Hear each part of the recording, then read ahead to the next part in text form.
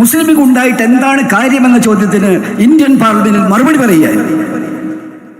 അത് ഞങ്ങളെ ഏൽപ്പിച്ച ദൗത്യമാണ്. വലിയ പ്രശ്നമായിരുന്നു.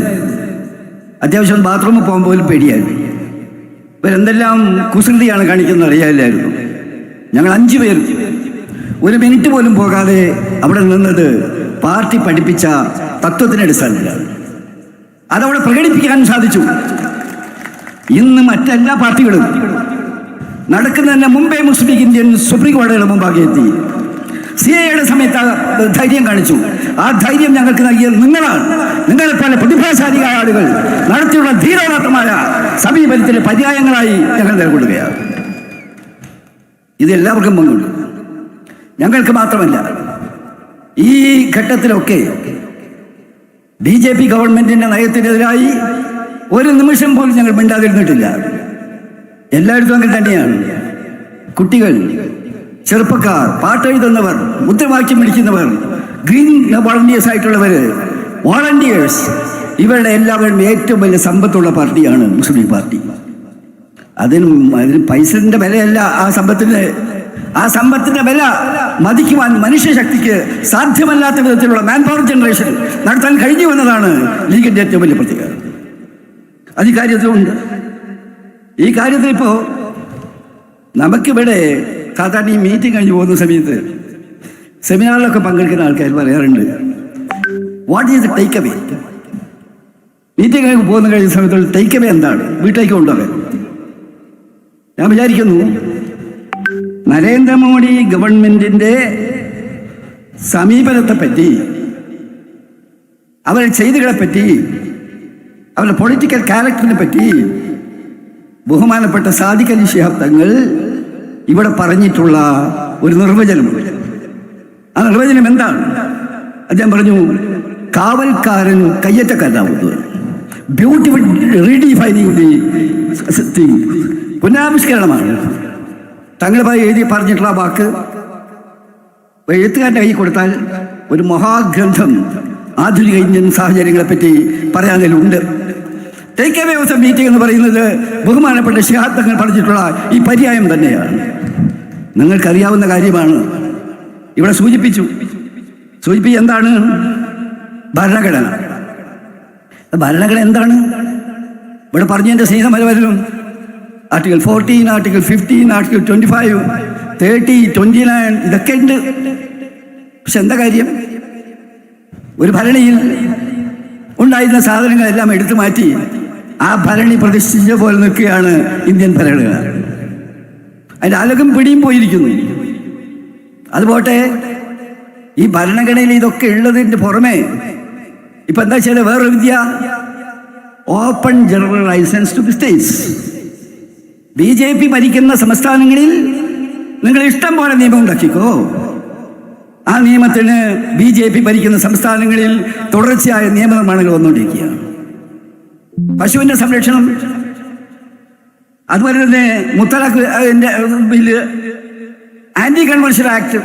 ഇവിടെ ഇന്ത്യയിൽ ആർട്ടിക്കിൾ 25, ആർട്ടിക്കിൾ 15 ഇത് പ്രകാരം കൺവെൻഷനെ പറ്റിയുള്ള സംഗതിയുണ്ട്, മതപരമായ സ്വാതന്ത്ര്യമുണ്ട്. പക്ഷേ BJP ഭരിക്കുന്ന സംസ്ഥാനങ്ങളിൽ എന്ത് സംഭവിക്കുന്നു? അവർ നിയമനിർമ്മാണം ഉണ്ടാക്കുന്നു. ആന്റി കൺവെൻഷൻ ആക്ട്, ലവ് ജിഹാദ് ആക്ട്, ഇതുപോലെ നിയമങ്ങൾ ആർക്ക് വേണ്ടിയാണ്? ഭരണഘടന പിച്ച് ചിന്തിക്കുകയാണ്. ഭരണഘടന കാവൽക്കാരായി നിർത്തിയിട്ട് തോന്നിയാസം ചെയ്യുകയാണ്. അതിനെതിരായിട്ട് ധാർമ്മിക രോഷം ഉയർന്നു വരുമെന്ന കാര്യത്തിൽ സംശയമില്ല.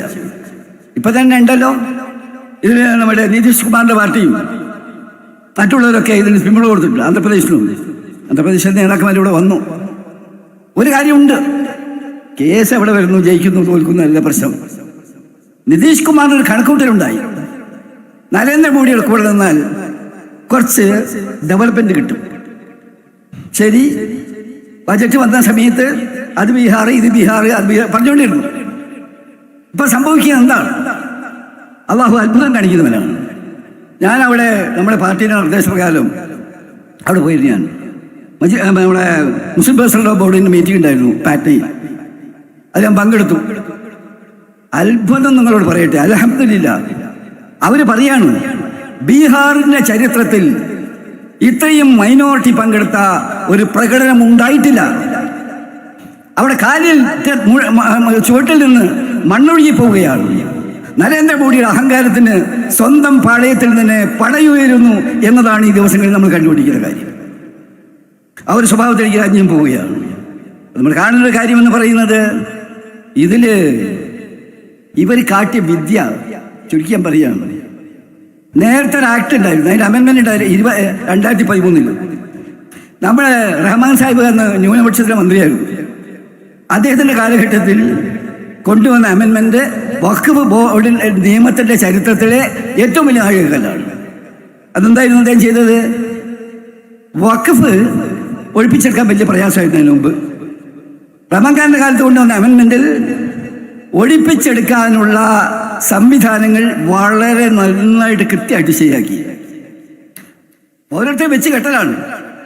അവർ ഒഴിപ്പിക്കാൻ നിന്നാൽ പല ജാതി പ്രശ്നം, ആ ആക്ട് ഈ ആക്ട് മറ്റേ ആക്ട്, ഓവർ റൈഡിങ് പവറോടുകൂടി മറ്റെല്ലാ നിയമത്തെക്കാൾ വലുതായി വഖഫ് ആക്ട് നിൽക്കുമെന്ന ഭേദഗതി അന്ന് കൊണ്ടുവന്നു 2013 JPC. അന്ന് അതിൻ്റെ തലപ്പത്തുണ്ടായിരുന്നത് ബഹുമാനപ്പെട്ട അബ്ദുൽ സാഹിബായിരുന്നു. ഞാൻ ആ 15ാം ലോക്സഭയിൽ ഞാൻ ഉണ്ടായിരുന്ന ആളാണ്. അതിൻ്റെ ഒരു പ്രസംഗിക്കാൻ എനിക്ക് അവസരം ഉണ്ടായി. പിന്നെന്തായിരുന്നു 100 രൂപ 200 രൂപ 500 രൂപയ്ക്ക് ലീസിന് കൊടുക്കുക. ആ JPC റിപ്പോർട്ട് പ്രകാരം ക്യാൻസൽ ചെയ്തൊന്നും മാത്രമല്ല, അതങ്ങനെ കൊടുക്കുകയാണെങ്കിൽ തന്നെ മാർക്കറ്റ് വിലയ്ക്ക് കൊടുക്കണമെന്ന് തീരുമാനം വന്നു. ആ സ്വഭാവത്തിൽ നിരവധി കാര്യങ്ങൾ അതിലുണ്ടായി. അതുപോലെ തന്നെ അസലൊരു ക്ലോസ് ഉണ്ടായി. ഞാൻ പാർലമെന്റ് പ്രസംഗിച്ചത് എന്താ വെച്ചാൽ, വഖഫിന്റെ കൂടെ മുസ്ലിങ്ങളെ വഖഫ് ചെയ്യുന്നത് ശരി, ആ മുസ്ലിങ്ങളായിട്ട് സ്നേഹിതന്മാർക്ക് വഖഫിന്റെ കൂടെ ചേരാൻ ആഗ്രഹമുണ്ടെങ്കിൽ അവർക്കും ചെയ്യാൻ പറ്റുന്ന ഒരു പ്രൊവിഷൻ അന്നത്തെ ആക്ട് ഉണ്ടായി. അതങ്ങ് വെട്ടിക്കളഞ്ഞു. അപ്പോ ആദ്യം ചെയ്തൊരു കത്രികയുമായിട്ടാണ് വഖഫ് സംരക്ഷിക്കുന്നതിന് വേണ്ടി 2013 അമെൻമെന്റിൽ കൊണ്ടുവന്ന നിയമങ്ങൾ, ആ നിയമത്തെ പൊടിക്കാൻ വേണ്ടി കത്രികയെടുത്ത് വെട്ടിമാറ്റി ഡിലീറ്റ് ഒറ്റ വർത്തമാനമാണ്. എന്താ ഡിലീറ്റ് ചെയ്തത്? അതിൻ്റെ ആത്മാവിനെയാണ് ഡിലീറ്റ് ചെയ്തത്. ഈ നിയമത്തിലെ ഏറ്റവും പ്രധാനമായി പറഞ്ഞിട്ടുള്ള കാര്യം അത് തന്നെയാണ്. അതുപോലെ നിങ്ങൾക്ക് എല്ലാവർക്കും അറിയാവുന്ന കാര്യമാണ്. മറ്റു കാര്യങ്ങളേക്കൊന്നും ഞാൻ കിടക്കുന്നില്ല. ഇവിടെ ഒരു മതസൗഹാർദ്ദത്തിന് വേണ്ടി പരിശ്രമങ്ങൾ നടക്കുന്ന ഈ നാട്ടിൽ എന്തെല്ലാം ഉപദ്രവങ്ങളാണ് ഉണ്ടായിക്കൊണ്ടിരിക്കുന്നത്. ഇവിടെ നേതാക്കന്മാർ പറഞ്ഞു, ഞാൻ വിശദീകരിക്കുന്നില്ല. വഖഫ് ബോർഡിന്റെ അഡ്മിനിസ്ട്രേഷൻ മുസ്ലിങ്ങൾ തന്നെ ആയാലും എന്താ കുഴപ്പം? അല്ലാതെ ആവേണ്ടതല്ലേ? ഞാൻ പാർലമെന്റിൽ എൻ്റെ കയ്യിൽ 35 ഞാൻ വേണമെങ്കിൽ പ്രസിഡന്റ് കൊടുക്കാം. 35 ഈ ഇതിൻ്റെ ഗവേണിംഗ് ബോഡി, എക്സിക്യൂട്ടീവ് കൗൺസിൽ, അതുപോലെയുള്ള സംഗതികളിൽ പ്രാതിനിധ്യത്തെ പറ്റി പറഞ്ഞതിൻ്റെ കട്ടിങ്സ് എൻ്റെ കയ്യിലുണ്ട്. അവിടെ ഒന്നും അത്ര പ്രസംഗിക്കാൻ കഴിയില്ലല്ലോ. അതിലെല്ലാം പറഞ്ഞിരുന്നത്, അതിൽ പറഞ്ഞിട്ടുള്ള കാര്യം കാശിയിലെ കാര്യമാണ് ഞാൻ ഒന്ന് ഉന്നയിച്ചത്. അത്രയും സമയം കിട്ടും. ഇന്ത്യയിലെ ഏറ്റവും പ്രധാനപ്പെട്ട ക്ഷേത്രം, ആ ക്ഷേത്രത്തിൻ്റെ നിയമാവലിയിൽ പറഞ്ഞിട്ടുള്ളത് അതിൻ്റെ ഭരണം, അതിൻ്റെ അഡ്മിനിസ്ട്രേഷൻ, അതിൻ്റെ കൺട്രോൾ, അതിൻ്റെ സൂപ്പർവിഷൻ എല്ലാം ആ മതത്തിൽ മാത്രം നിക്ഷിപ്തമാണ്. അങ്ങനെ ഏതാണ്ട് 35 സ്ഥാപനങ്ങളുണ്ട്. ഇവിടെ എന്താണ്? ഇവിടെ മുസ്ലിം ആവണമെന്നില്ല. മാത്രമല്ല നോൺ മുസ്ലിംസ് ഉണ്ടാകണം. നോൺ മുസ്ലിംസിനുള്ള ആർക്കും വെറുപ്പില്ല. ആർക്കും വെറുപ്പുണ്ടെങ്കിലും ഞങ്ങൾക്കില്ല. അതുകൊണ്ടാണ് തളി ക്ഷേത്ര സമ്മേളനത്തിൽ ഉണ്ടായിരുന്ന സമയത്ത് അവിടെ എന്തെങ്കിലും പ്രശ്നമുണ്ടാകുമെന്ന് നോക്കിയിട്ട് ക്ഷേത്രത്തിന് മുമ്പിൽ കാവൽ നിൽക്കാൻ ബഹുമാനപ്പെട്ട താങ്കൾ ജീവിച്ചിരുന്ന കാലത്ത് ഞങ്ങൾ തീരുമാനമെടുക്കുകയും കാവൽ നിൽക്കുകയും ചെയ്തത്. ഹിന്ദു സമുദായത്തിന്റെ വികാരവിചാരങ്ങൾ, ആ വികാരവിചാരങ്ങൾ ഉൾക്കൊണ്ടുകൊണ്ട് പ്രവർത്തിച്ച പാരമ്പര്യമാണ് ഇന്ത്യൻ യൂണിയൻ മുസ്ലിം ലീഗിനുള്ളത്. അതുകൊണ്ട് തന്നെയാണ് ആരെന്തൊക്കെ പ്രചരണം നടത്തിയിരുന്നാലും ഈ നാട്ടിലെ ഹൈന്ദവ സുഹൃത്തുക്കളുടെ ആത്മാർത്ഥതയിൽ ഞങ്ങളെക്കുറിച്ചൊരു സംശയമില്ലാത്തത്. നിസ്തുലമായ സത്യസന്ധമായ സമീപനമാണ് ഞങ്ങളെ കാര്യത്തിൽ എടുത്തിട്ടുള്ളത്. ഞാൻ പറഞ്ഞു വരുന്നത്, നമ്മൾ ഇന്നും ഏറ്റെടുക്കുന്ന പോലെ നിർമ്മലമായ ഒരു ദൗത്യം നമ്മൾ ഏറ്റെടുത്തിരിക്കുകയാണ്. പിന്നെ വിജയിപ്പിക്കുന്ന കാര്യം നമ്മൾ പരിശ്രമിച്ചാൽ മതി. അള്ളാഹിൻ്റെ പ്രവാചകന്മാർക്ക് പോലും അള്ളാഹു തആല പറഞ്ഞിട്ടുള്ളത് പരിശ്രമിച്ചോളി എന്നാണ്. നിങ്ങൾ മുന്നറിയിപ്പുകാരാണ്, നിങ്ങൾ താക്കീതുകാരാണ്. അത് നമുക്ക് ബാധകമാണ്. എന്തെല്ലാം പ്രയാസങ്ങളുണ്ടെങ്കിലും എന്തെങ്കിലും കടമ്പകളുണ്ടെങ്കിലും അതെല്ലാം മനസ്സിലാക്കിക്കൊണ്ട് തന്നെ അള്ളാഹുവിനെ മുൻനിർത്തി പ്രവർത്തിച്ചാൽ ഇൻഷാ അല്ലാഹ് നമുക്ക് വിജയമുണ്ടാകും എന്ന കാര്യത്തിൽ സംശയമുണ്ട്. ആ വിശ്വാസം ദൃഢീകരിച്ചുകൊണ്ട് നമ്മളെ പാർട്ടി ഏൽപ്പിച്ച ഈ ദൗത്യം ആരൊക്കെ ഏതെല്ലാം കേന്ദ്രങ്ങളിൽ എന്തൊക്കെ ചെയ്യണമെന്ന ദൗത്യം ഭംഗിയായി നിർവഹിക്കുക. ഈ നിഷേധികൾക്കെതിരായി, ജനാധിപത്യത്തെ മതേതരത്തെ കശാപ്പ് ചെയ്യുന്ന ശക്തികൾക്കെതിരായി ഈ പവിത്രമായ ദൗത്യം ഏറ്റെടുത്ത് മുന്നോട്ട് പോകുക എന്ന് മാത്രം നിങ്ങളോട് അഭ്യർത്ഥിച്ചുകൊണ്ട് എൻ്റെ വാക്ക് കേട്ടതിന് നന്ദി പ്രകാശിപ്പിച്ചുകൊണ്ട് അവസാനിപ്പിക്കുന്നു. അസ്സലാമു അലൈക്കും വാഹിർ ദഅവാന അൽഹംദുലില്ലാഹി റബ്ബിൽ ആലമീൻ. മുസ്ലിം ലീഗ് സംസ്ഥാന സെക്രട്ടേറിയറ്റ് മെമ്പറും മലപ്പുറം ജില്ലാ മുസ്ലിം ലീഗ് അധ്യക്ഷനുമായ സർവാധികാരിയായ പാണക്കാട് സയ്യിദ് അബ്ബാസ് അലി ശിഹാബ് തങ്ങൾ മുസ്ലിം ലീഗ് മഹാലിയെ അഭിവാദ്യം ചെയ്ത് സംസാരിക്കുന്നു. സാദരം ക്ഷണിക്കുന്നു. അസ്സലാമു അലൈക്കും വറഹ്മത്തുള്ളാഹി വബറകാതുഹു. ബിസ്മില്ലാഹി വൽഹംദുലില്ലാഹി വസ്സലാത്തു വസ്സലാമു അലാ അഷ്റഫിൽ മുർസലീൻ വഅലാ ആലിഹി വസ്സഹ്ബിഹി അജ്മഈൻ. സമാദരണീയരായ നേതാക്കളെ, പ്രിയപ്പെട്ട സഹോദരി സഹോദരന്മാർ, നരേന്ദ്രമോദി സർക്കാരിൻ്റെ വഖഫ് ഭേദഗതി ബില്ലിനെതിരെയുള്ള സംസ്ഥാന മുസ്ലിം ലീഗ് സംഘടിപ്പിച്ച മഹാറാലി ചരിത്ര സംഭവമാക്കിക്കൊണ്ട് അതിനെതിരെയുള്ള ഏറ്റവും വലിയ പ്രതിഷേധ സംഗമമായി മാറിയിരിക്കുകയാണ്. മുസ്ലിം ലീഗ് പ്രസ്ഥാനം എന്നും മുസ്ലിങ്ങളുടെ മാത്രമല്ല മറ്റു ന്യൂനപക്ഷ സമൂഹത്തിൻ്റെയും അവകാശങ്ങൾ നേടിയെടുക്കുന്നതിനും മതേതര മൂല്യങ്ങൾ ഉയർത്തിപ്പിടിച്ചുകൊണ്ടുള്ള ആ മഹത്തായ പാരമ്പര്യത്തിന് ശക്തി പകർന്നുകൊണ്ടിരിക്കുന്ന പ്രസ്ഥാനമാണ്. അതുകൊണ്ട് തന്നെ ഈ മഹാറാലി അത് വമ്പിച്ച വിജയമാക്കിയ എല്ലാവരെയും അഭിനന്ദിച്ചുകൊണ്ടും നമ്മുടെ ഇന്ത്യയുടെ ഭരണഘടനയ്ക്കെതിരെ തന്നെ വെല്ലുവിളിയായി കൊണ്ടിരിക്കുന്ന നരേന്ദ്രമോദി സർക്കാരിനെ താഴെയിറക്കുവാനുള്ള മതേതര ശക്തികളുടെ ഒരു പ്രഖ്യാപനമായി മാറിയിരിക്കുകയാണ് ഈ മഹാറാലി. അതിനെ എല്ലാവിധ വിജയവും ആശംസിച്ചുകൊണ്ട് എൻ്റെ വാക്കുകൾ ഉപസംഹരിക്കുന്നു. അസ്സലാമു അലൈക്കും. ജയ് ഹിന്ദ്. മുസ്ലിം ലീഗിന്റെ പ്രഗത്ഭനായ പാർലമെന്റേറിയൻ, ഇന്ത്യൻ യൂണിയൻ മുസ്ലിം ലീഗ് ദേശീയ സീനിയർ വൈസ് പ്രസിഡന്റ്, ആദരണീയരായ doctor MP Abdul Samad Samadani MP മുസ്ലിം ലീഗ് മഹാറാലിയെ അഭിവാദ്യം ചെയ്യുന്നു. സാദരം ക്ഷണിക്കുന്നു.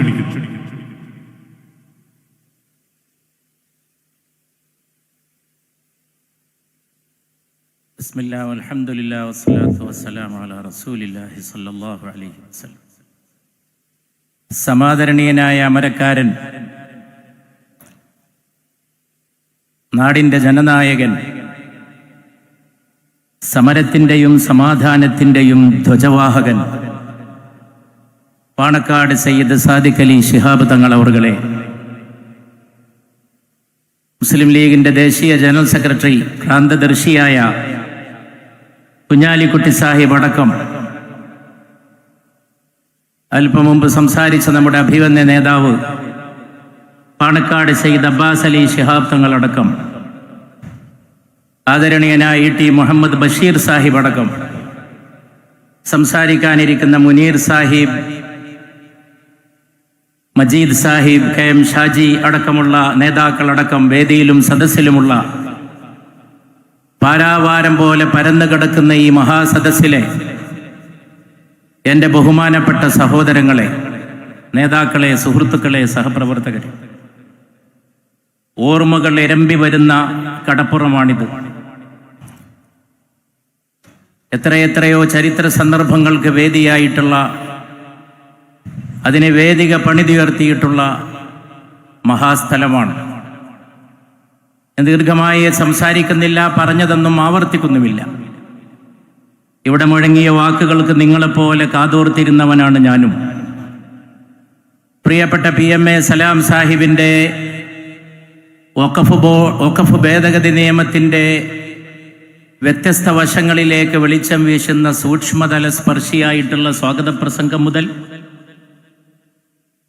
പാർലമെന്റിൽ നടന്ന നടപടികളടക്കം ഇവിടെ വിശദീകരിച്ചുകൊണ്ട് അല്പം മുമ്പ് സംസാരിച്ച ബഹുമാനപ്പെട്ട ET മുഹമ്മദ് ബഷീർ സാഹിബ് അടക്കം, അതിനിടയിൽ അഭിവന്ദനായ നേതാവ് സയ്യിദ് സാദിഖ് അലി ശിഹാബ് തങ്ങൾ, നിങ്ങളോട് മന്ത്രിച്ചു പറഞ്ഞു, ഉച്ചത്തിൽ പറഞ്ഞു, ഉറക്കെ പറഞ്ഞു. കൈകൾ ഉയർത്തേണ്ടപ്പോൾ കൈകൾ ഉയർത്തി മതേതര ഇന്ത്യയുടെ പ്രതിനിധികളെ അഭിവാദ്യം ചെയ്യാൻ പറഞ്ഞു. അതൊക്കെ നിങ്ങൾ കേട്ടനുസരിച്ചു. അനന്തരം തൻ്റെ പ്രസംഗം അവസാനിപ്പിക്കുമ്പോൾ ഇത് രാജ്യത്തിന് വേണ്ടിയുള്ള സമരമാണെന്ന് പറഞ്ഞുകൊണ്ടാണ് സയ്യിദ് സാദിഖ് അലി ശിഹാബ് തങ്ങൾ തൻ്റെ ചരിത്രപ്രധാനമായ പ്രസംഗം ഇവിടെ അവസാനിപ്പിച്ചിട്ടുള്ളത്. അതിനുശേഷം കുഞ്ഞാലിക്കുട്ടി സാഹിബിന്റെ വീരഗർജനം പോലുള്ള വാക്കുകൾ നമ്മൾ കേട്ടു. രാഷ്ട്രീയത്തിന്റെ മറിമായങ്ങൾക്കിടയിലൂടെ നമ്മളെ അദ്ദേഹം കൊണ്ടുപോയി കേരള രാഷ്ട്രീയത്തിലെ ജുഗുപ്സാവഹമായിട്ടുള്ള കാര്യങ്ങളിലേക്കും നമ്മുടെ ശ്രദ്ധയെ ക്ഷണിച്ചു. പുറത്തു നിന്ന് വന്ന 2 അതിഥികൾ തൊട്ടടുത്ത സംസ്ഥാനങ്ങളിലെ കർണാടകയിലെയും തെലങ്കാനയിലെയും മന്ത്രിമാർ മതേതര ഇന്ത്യയുടെ ശക്തി എന്തെന്ന് ഒരിക്കൽ കൂടി വെളിവാക്കിക്കൊണ്ടുള്ള ഉന്നതമായ വാക്കുകൾ ഇവിടെ പറഞ്ഞു കഴിഞ്ഞിരിക്കുന്നു. എൻ്റെ ഓർമ്മകൾ പിറകോട്ട് സഞ്ചരിക്കുകയാണ്. സാധാരണ ഹിന്ദിക്കാര് പറയാറുണ്ട് യാദോം കി ബാറാത്ത്. ആ പേരിൽ ഒരു പ്രശസ്തമായ ഹിന്ദി സിനിമയും ഒരു കാലത്ത് ഇറങ്ങിയിരുന്നു. ഓർമ്മകളുടെ ഘോഷയാത്ര എന്നാണ് ഇതിൻ്റെ അർത്ഥം. പുതിയാപ്പിള പോകുന്ന മണവാളൻ ഘോഷയാത്രക്കാണ് ഹിന്ദിക്കാർ ബാറാത്ത് എന്ന് പറയുന്നത്. യാദോം കി ബാറാത്ത്, ഓർമ്മകളുടെ മണവാളൻ ചമഞ്ഞുള്ള യാത്ര. നമ്മുടെ മനസ്സിലേക്ക് പലതും കടന്നു വരുന്ന നേരമാണ്. ഈ കടപ്പുറത്ത് നമ്മൾ ഇതിനു മുമ്പ് പലപ്പോഴൊക്കെ കൂടിയിട്ടുണ്ട്. നമ്മുടെ നേതാക്കൾ നമ്മളോട് സംസാരിച്ചിട്ടുണ്ട്. ഇവിടെ കായിദേ മില്ലത്തിന്റെ സ്വരം ഈ മഹത്തായ കടപ്പുറത്ത്, ഈ അന്തരീക്ഷത്തിൽ ലയിച്ചു കിടപ്പുണ്ട്. മഹാനായ ബാഫക്കി തങ്ങളുടെ സ്വരം ലയിച്ചു കിടപ്പുണ്ട്. കാലത്തിന് മറക്കാൻ കഴിയാത്ത സിയച്ചിന്റെ ദിഗന്ധങ്ങളിലും ഹൃദന്തങ്ങളിലും മുഴങ്ങിയ ശബ്ദം ഈ കടപ്പുറത്ത് ഇപ്പോഴും ലയിച്ചു കിടപ്പുണ്ട്. ആ ചരിത്രത്തിന്റെ പിന്മുറക്കാരനായിട്ടാണ് സയ്യിദ് സാദിഖ് അലി ശിഹാബ് തങ്ങൾ നമ്മോട് സംസാരിച്ചത്. മുമ്പൊരു കാലത്ത് മുസ്ലിം പേഴ്സണൽ ലോക്കെതിരെ 1980കളിൽ ഇന്ത്യയിൽ ചില പ്രശ്നങ്ങൾ ഉണ്ടായി. അതിനെതിരെ ന്യൂനപക്ഷ സമൂഹം, മതേതരവാദികൾ ഒന്നിച്ച് സംഘടിച്ചു. ഇതുപോലെ ഈ കടപ്പുറത്തും കോഴിക്കോട്ട് മുതലക്കുളത്തും അന്ന് ഉള്ളടക്കത്തിന് മാറ്റമുണ്ടായിരുന്നില്ല, ഒക്കെ ഒന്നാണ്. അന്ന് സയ്യിദ് മുഹമ്മദ് അലി ശിഹാബ് തങ്ങളായിരുന്നു നമ്മുടെ മഹാനായകൻ.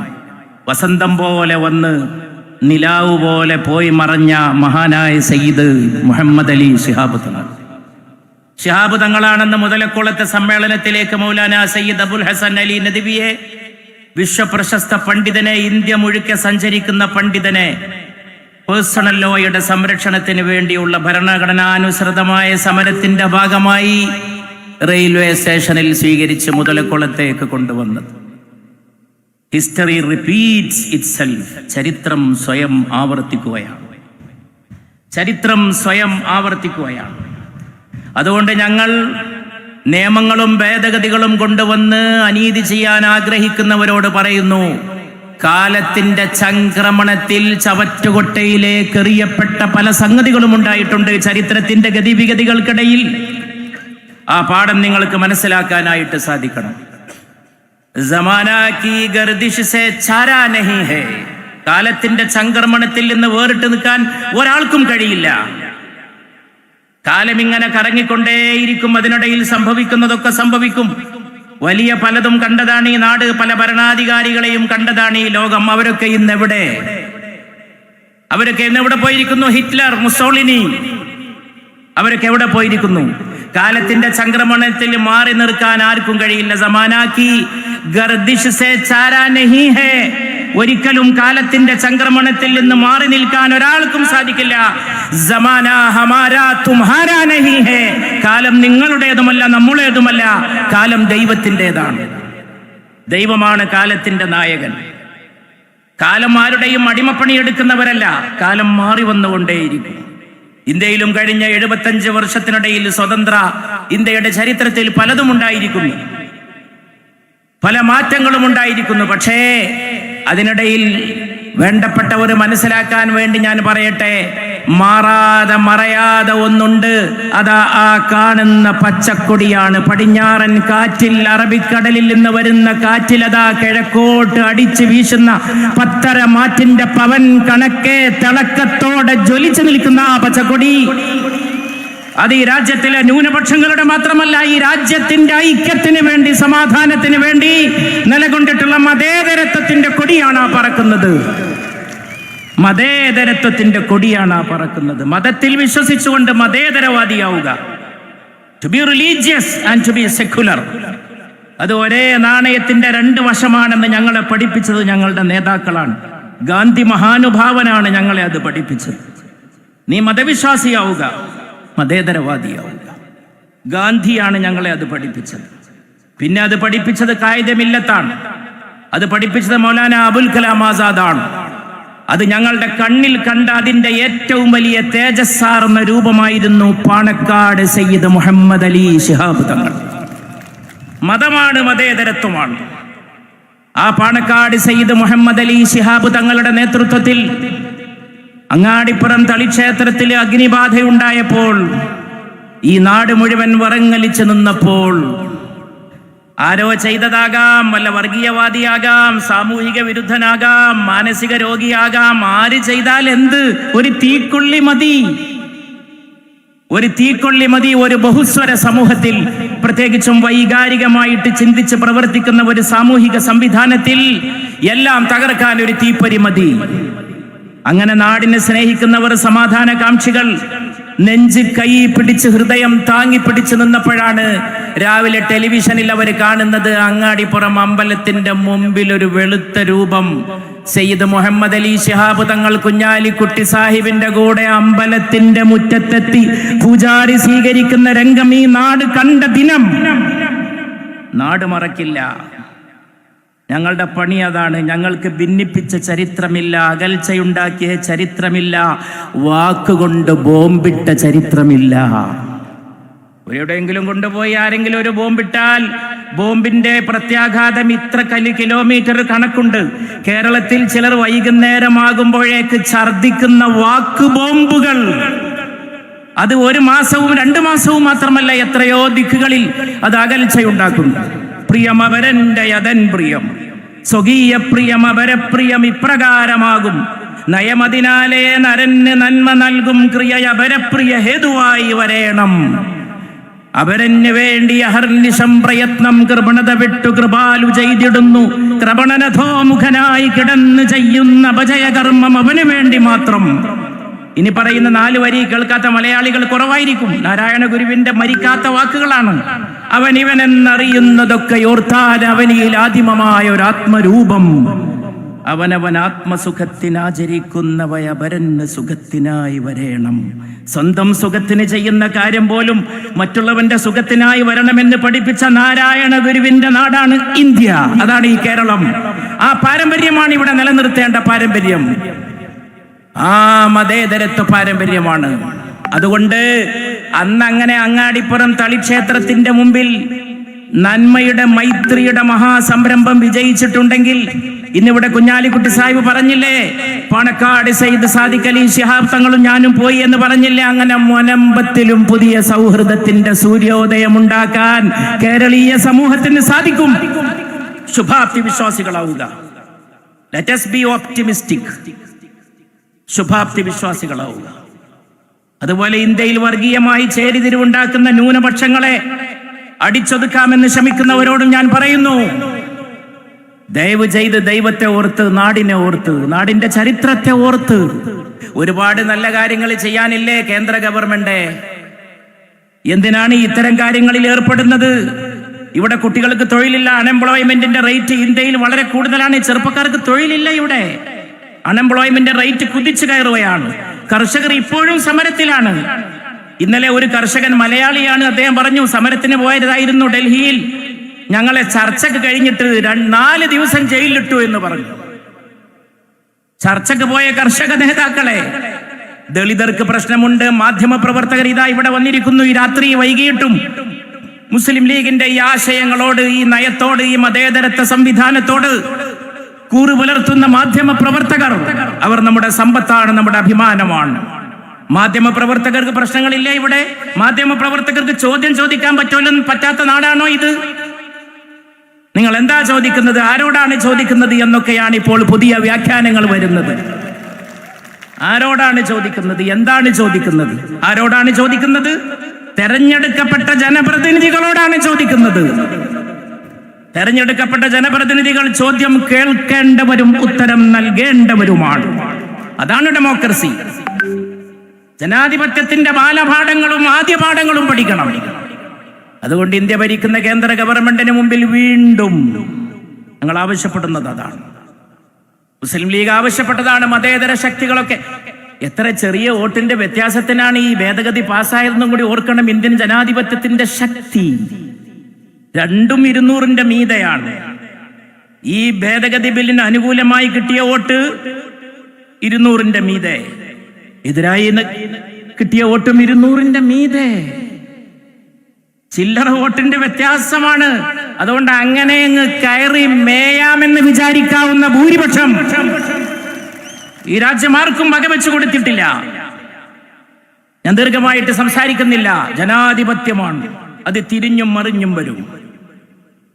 ഞാൻ ചില കാര്യങ്ങൾ ഓർത്തുപോകുന്നു. എന്റെ എളിയ വാക്കുകൾ അവസാനിപ്പിക്കുകയാണ്, ദീർഘിപ്പിക്കുന്നില്ല.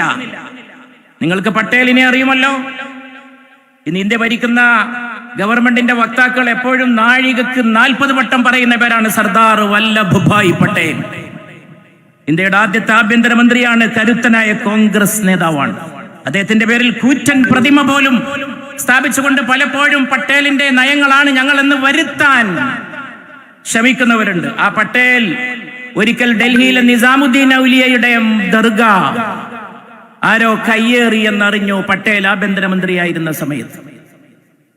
ഉടൻ തന്നെ തന്റെ പ്രൈവറ്റ് സെക്രട്ടറിയായ വിദ്യാശങ്കറിനെ വിളിച്ചുകൊണ്ട്, തന്റെ PS ആയ വിദ്യാശങ്കറിനെ വിളിച്ചുകൊണ്ട് വണ്ടി എടുക്കാൻ പറഞ്ഞു. പട്ടേൽ പറഞ്ഞു, വേഗം വണ്ടി വിട് നിസാമുദ്ദീൻ ഔലിയയുടെ ഖബറിടത്തിലേക്ക്, മക്ബറയിലേക്ക്. എന്നിട്ട് അദ്ദേഹം പറഞ്ഞു, ആ വലിയുള്ള കോപിഷ്ഠനാകുന്നതിന് മുമ്പ് എന്നെ സന്നിധിയിൽ എത്തിക്കൂ. ആ വലിയുള്ള, ഇതെന്റെ വാക്കുകളല്ല, പട്ടേലിന്റെ വാക്കുകളാണ്. അള്ളാഹുവിന്റെ വലിയ, അള്ളാഹുവിന്റെ അവിടെ കിടക്കുന്ന വലിയ, അദ്ദേഹം കോപിക്കുന്നതിന് മുമ്പ് എന്നെ ആ സന്നിധിയിൽ എത്തിക്കൂ എന്ന് വിദ്യാശങ്കറിനോട് സർദാർ പട്ടേൽ പറഞ്ഞ വാക്കുകൾ. ഇത് പട്ടേലാണ് പറയുന്നത്. ഇതൊക്കെ വഖഫാണ്. നിസാമുദ്ദീൻ ഔലിയ കിടക്കുന്നതും ജാമാംശം ഒക്കെ വഖഫ് ഭൂമിയാണ്. ഞാനതിന്റെ വിശദാംശങ്ങളിലേക്ക് പോകുന്നില്ല, പറഞ്ഞത് ആവർത്തിക്കേണ്ടതില്ല. നേതാക്കന്മാരെ സംസാരിക്കാനുണ്ട്. മുസ്ലിങ്ങളല്ലാത്തവരെ വഖഫ് ബോർഡിൽ കയറ്റുന്ന കാര്യം ഒരു ഭാഗത്ത്, അതേ കൂട്ടരാണ് പറയുന്നത് 5 കൊല്ലം പ്രാക്ടീസിങ് മുസ്ലിം ആയിരിക്കണം. ഇത് രണ്ടും തമ്മിൽ പൊരുത്തപ്പെട്ടു പോവോ? ദാനം ചെയ്യണമെങ്കിൽ 5 കൊല്ലം പ്രാക്ടീസ് ചെയ്യുന്ന മുസ്ലിം ആയിരിക്കണം. ഒരാളുടെയും മതവിശ്വാസം ഈ ലോകത്തൊരാൾക്കും അളക്കാൻ കഴിയില്ല. മതവും അത് അളക്കുന്നില്ല എന്നുള്ളതാണ് മനസ്സിലാക്കേണ്ട ഒരു കാര്യം. മതം അത് അളക്കുന്നില്ല, മതം ആരുടെയും ഹൃദയത്തിലേക്ക് നോക്കുന്നില്ല. തിരുനബിയുടെ പ്രഖ്യാതമായിട്ടുള്ള ഒരു മൊഴിയുണ്ട്,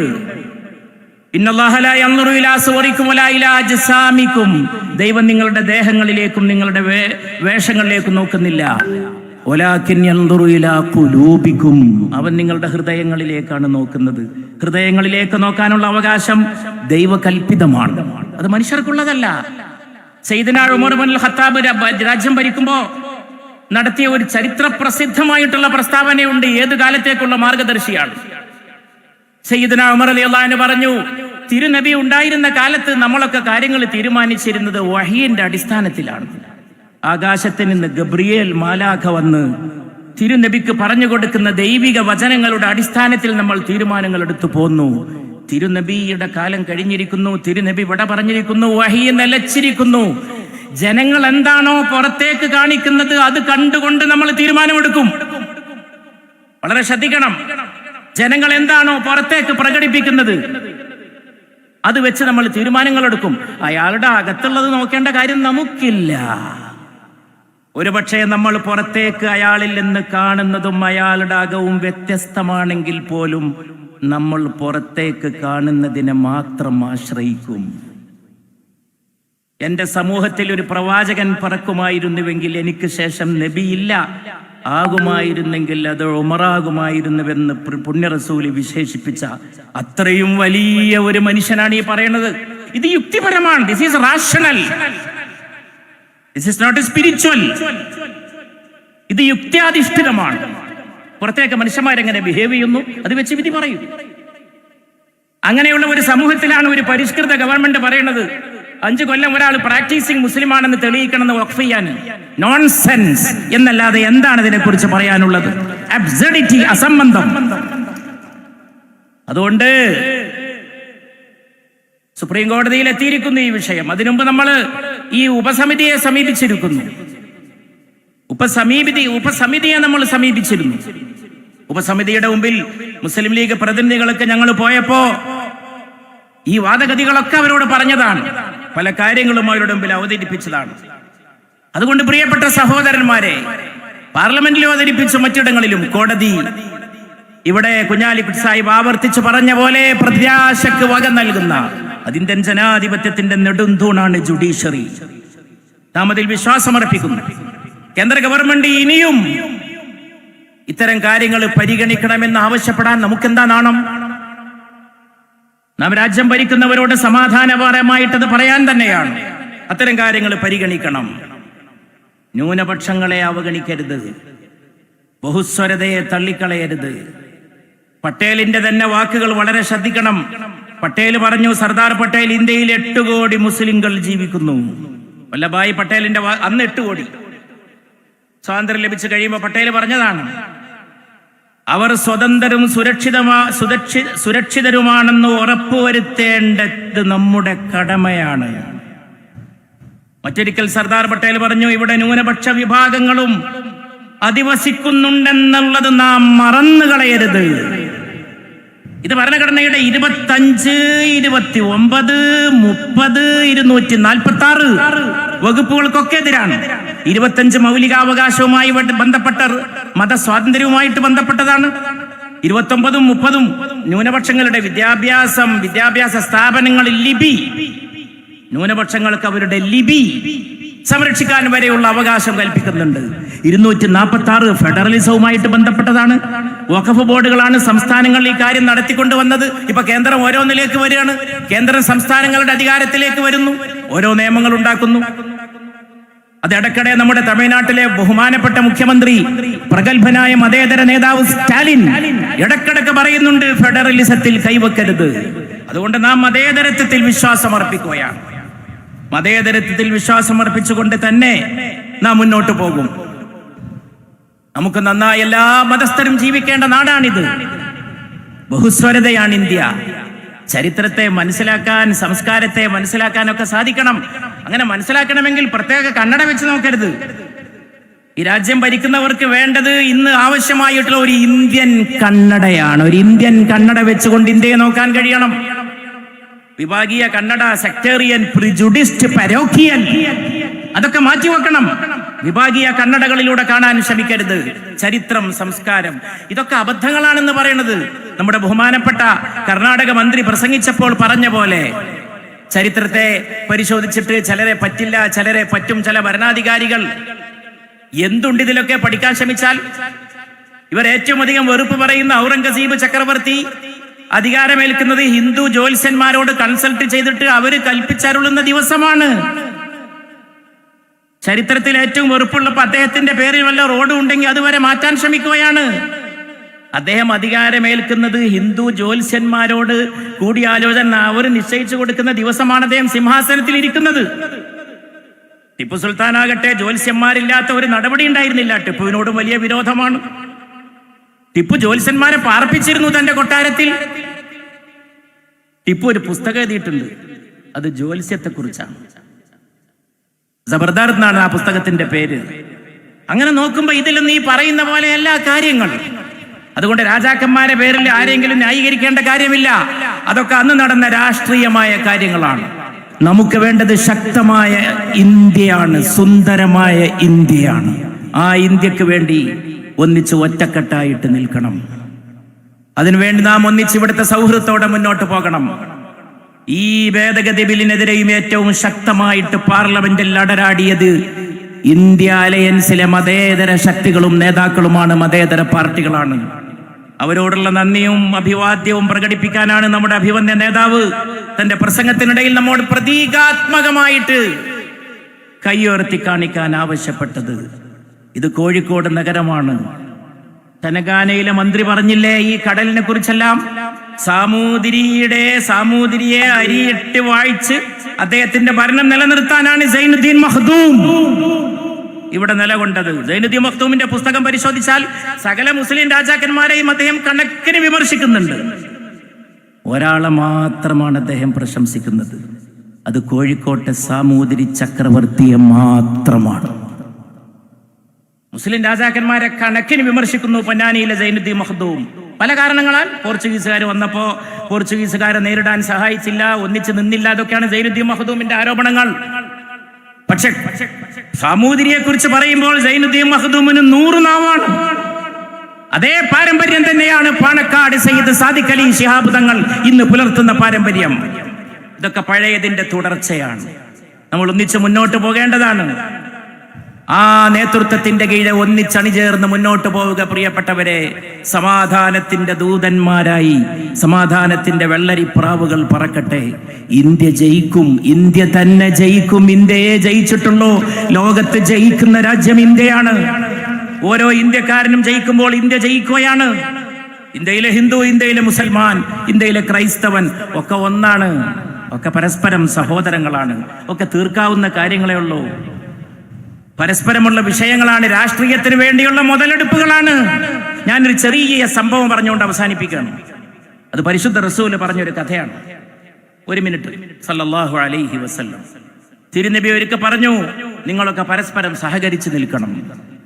ഒരിക്കലൊരു കപ്പൽ യാത്ര പുറപ്പെടുകയായിരുന്നു. ആ കപ്പലിലെ മേലേ തട്ടിലും യാത്രക്കാരുണ്ടായിരുന്നു, താഴെ തട്ടിലും യാത്രക്കാരുണ്ടായിരുന്നു. മേൽത്തട്ടിലെ യാത്രക്കാർക്ക് കുടിക്കാനുള്ള വെള്ളം അവർ കരുതിയിരുന്നു. താഴെ തട്ടിലെ യാത്രക്കാർക്ക് കുടിക്കാനുള്ള വെള്ളവും മുകൾ തട്ടിലായിരുന്നു.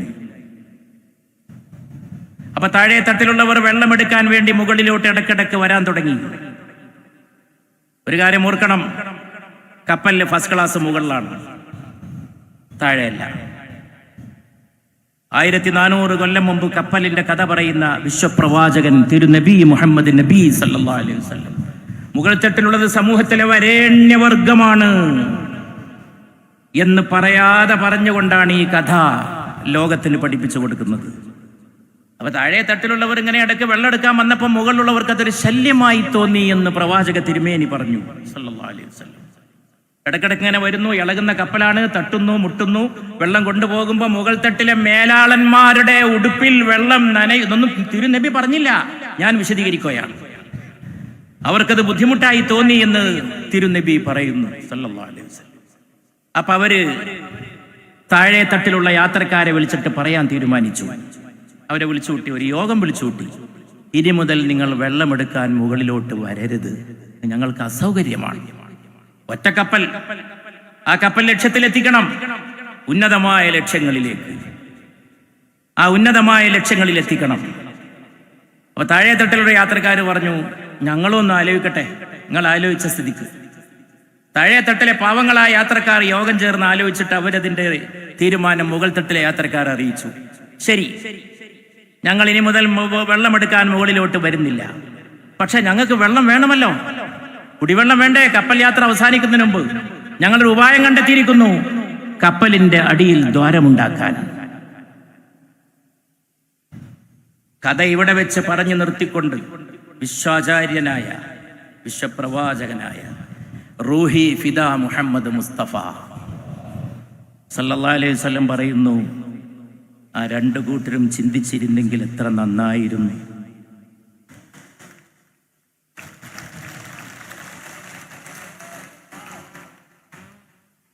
ഇവിടെ വെച്ച് ഞാൻ എൻ്റെ വാക്കുകൾ അവസാനിപ്പിക്കുന്നു. നിങ്ങൾ അഭിവാദ്യം ചെയ്യുന്നു. ഈ കടൽക്കരയിലെ ഈ തിരമാലകളോട് മത്സരിച്ചെത്തിയ ജനക്കൂട്ടം, പക്ഷേ തിരമാലകൾ നമ്മോട് മത്സരിക്കുന്നില്ല, അവർ നമുക്ക് പിന്തുണ അറിയിക്കുക മാത്രമാണ് ചെയ്യുന്നത്. ഞാൻ തുടക്കത്തിൽ പറഞ്ഞത് ആവർത്തിക്കുന്നു, ശുഭാപ്തി വിശ്വാസികളാവുക നമ്മുടെ നേതൃത്വത്തിന്റെ പിറകിൽ. മുമ്പ് പ്രഗത്ഭരായ നേതാക്കൾ ഉണ്ടായിരുന്നു, ഇന്നും വളരെ പ്രഗത്ഭരായ നേതാക്കളുണ്ട്. ഒരു കുറവും ലീഗിന് സംഭവിച്ചിട്ടില്ല. ലീഗ് സമ്പന്നമാണ്. സാദിഖ് അലി ശിഹാബ് തങ്ങൾ, കുഞ്ഞാലിക്കുട്ടി സാഹിബ്, ബഷീർ സാഹിബ്, എത്ര മുനീർ സാഹിബ്, എത്ര നേതാക്കളുടെ ഒരു നിര നോക്കൂ നിങ്ങൾ. എവിടെ കാണാൻ കഴിയും സാദിഖ് അലി ശിഹാബ് തങ്ങളെ പോലെ? എവിടെ കാണാൻ കഴിയും നാളെ ഉണ്ടാകാൻ പോകുന്ന രാഷ്ട്രീയ മറിമായങ്ങളെ കണ്ണിൽ കാണുന്ന കുഞ്ഞാലിക്കുട്ടി സാഹിബിനെ പോലെ? അതുകൊണ്ട് സമ്പന്നമാണ്. We are rich. പണം കൊണ്ടും സമ്പത്ത് കൊണ്ടുമല്ല, മനസ്സുകൊണ്ടും ഹൃദയശേഷി കൊണ്ടും നമ്മൾ സമ്പന്നരാണ്. അതിൻ്റെ പിന്നിൽ ഏത് വരട്ടെ, ഒരു വാക്ക് ഞാൻ നിങ്ങൾക്ക് സമ്മാനിക്കുന്നു ഇന്ന് രാത്രി. രാത്ത് താരീഖ് രാത്ത് സഹി. ഈ രാത്രി ഒരു ഇരുട്ടുള്ള രാത്രിയാണ്, സമ്മതിച്ചു. രാത്ത് ഭയാനക് രാത്ത് സഹി. ഈ രാത്രി ഒരു ഭയാനകമായ രാത്രിയാണ്. ഭയാനക് സംസ്കൃതത്തിൽ നിന്ന് ഉറുദുവിലേക്ക് വന്ന വാക്കാണ്. ഇന്ത്യ ഒന്നാണ് എന്ന് ഓരോ വാക്കും പഠിപ്പിക്കുന്നു. അറബിയിൽ നിന്ന് എഴുതുന്ന ലിപിയാണ് ഉറുദു, എൻ്റെ ലിപി അറബിയാണ്, അതിലെ വാക്ക് സംസ്കൃതമാണ്. രാത്ത് ഭയാനക് രാത്ത് സഹി. മലയാളിക്കും കേട്ടാൽ മനസ്സിലാവും. ഈ രാത്രി ഭയാനകമാണെന്ന് സമ്മതിക്കുന്നു.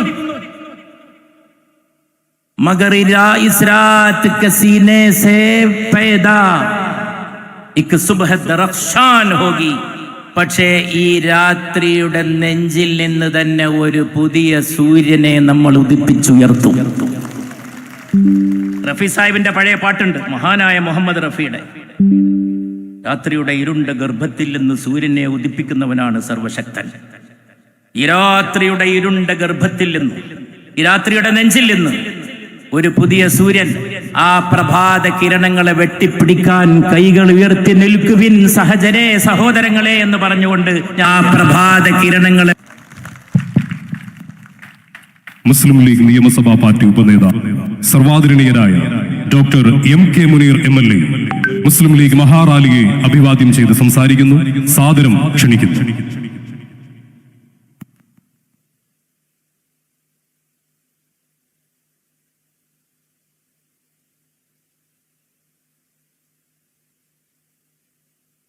സ്നേഹനിധിയായ സയ്യിദ് സാദിഖ് അലി ശിഹാബ് തങ്ങൾ അവരുടെ ഏറ്റവും പ്രിയപ്പെട്ട PK കുഞ്ഞാലിക്കുട്ടി സാഹിബ്, ഈ വേദിയിൽ ഉപവിഷ്ടരായിരിക്കുന്ന പ്രഗത്ഭരായ മുസ്ലിം ലീഗിൻ്റെ നേതാക്കന്മാരെ, മുസ്ലിം ലീഗിൻ്റെ നേതാവ് സാദിഖ് അലി ശിഹാബ് തങ്ങളുടെ വിളി കേട്ട് ഇവിടെ തടിച്ചുകൂടിയിരിക്കുന്ന മുസ്ലിം ലീഗിൻ്റെ മഹാസമുദ്രമേ, പ്രിയ സുഹൃത്തുക്കളെ, അസ്സലാമു അലൈക്കും. ചരിത്രത്തിൽ തങ്ക ലിപികളിൽ രേഖപ്പെടുത്തുന്ന ഒരു പ്രസംഗമാണ് സയ്യിദ് സാദിഖ് അലി ശിഹാബ് തങ്ങൾ ഇവിടെ നിർവഹിച്ചത്. അദ്ദേഹത്തിൻ്റെ പ്രസംഗത്തിലെ ഓരോ വാക്കുകളും അളന്ന് തൂക്കി തിട്ടപ്പെടുത്തിയിട്ടുള്ളതാണ്. അതുകൊണ്ടാണ് അദ്ദേഹം പറഞ്ഞത്, കാവൽക്കാരൻ തന്നെ കവർച്ചക്കാരനാകുന്ന ഒരു കാലത്താണ് നമ്മൾ ജീവിക്കുന്നത് എന്ന്. മാത്രമല്ല, അദ്ദേഹം നമ്മുടെ സഹോദര സമുദായത്തിന് ഒരു ഉറപ്പ് നൽകിയിട്ടുണ്ട്. ക്രിസ്തീയ ജനവിഭാഗങ്ങളെയും മുസ്ലിങ്ങളെയും തമ്മിൽ തല്ലിക്കാൻ ശ്രമിക്കുന്ന പിണറായി വിജയനും നരേന്ദ്രമോദിക്കുമുള്ള മറുപടിയാണത്. നിങ്ങൾ അവരെ ഒന്നും നമ്പണ്ട, നിങ്ങൾക്ക് എന്താവശ്യമുണ്ടെങ്കിലും ഏത് പാതിരാത്രിയിലും നിങ്ങൾക്ക് വേണ്ടി എഴുന്നേറ്റ് വരാൻ ഞങ്ങളുണ്ട് എന്ന് പറയുന്ന സയ്യിദ് സാദിഖ് അലി ശിഹാബ് തങ്ങളുടെ പ്രഖ്യാപനമുണ്ടല്ലോ. അത് കൊള്ളേണ്ടടുത്ത് കൊണ്ടിട്ടുണ്ട്. മാത്രമല്ല, ഈ പോരാട്ടത്തിൽ നമ്മൾ ഒറ്റയ്ക്കല്ല. ഇന്ത്യയിലെ മതേതര ശക്തികൾ മുഴുവൻ നമ്മളോടൊപ്പമുണ്ട് എന്നും അവർക്ക് ഈ കോഴിക്കോടിൻ്റെ കടപ്പുറത്ത് നിന്നുകൊണ്ടുള്ള അഭിവാദ്യങ്ങൾ അർപ്പിക്കാൻ നിങ്ങളോട് ആവശ്യപ്പെടുകയും ചെയ്തപ്പോൾ ഇന്നത്തെ ഈ ദിനം സമ്പൂർണമായിരിക്കുകയാണ്.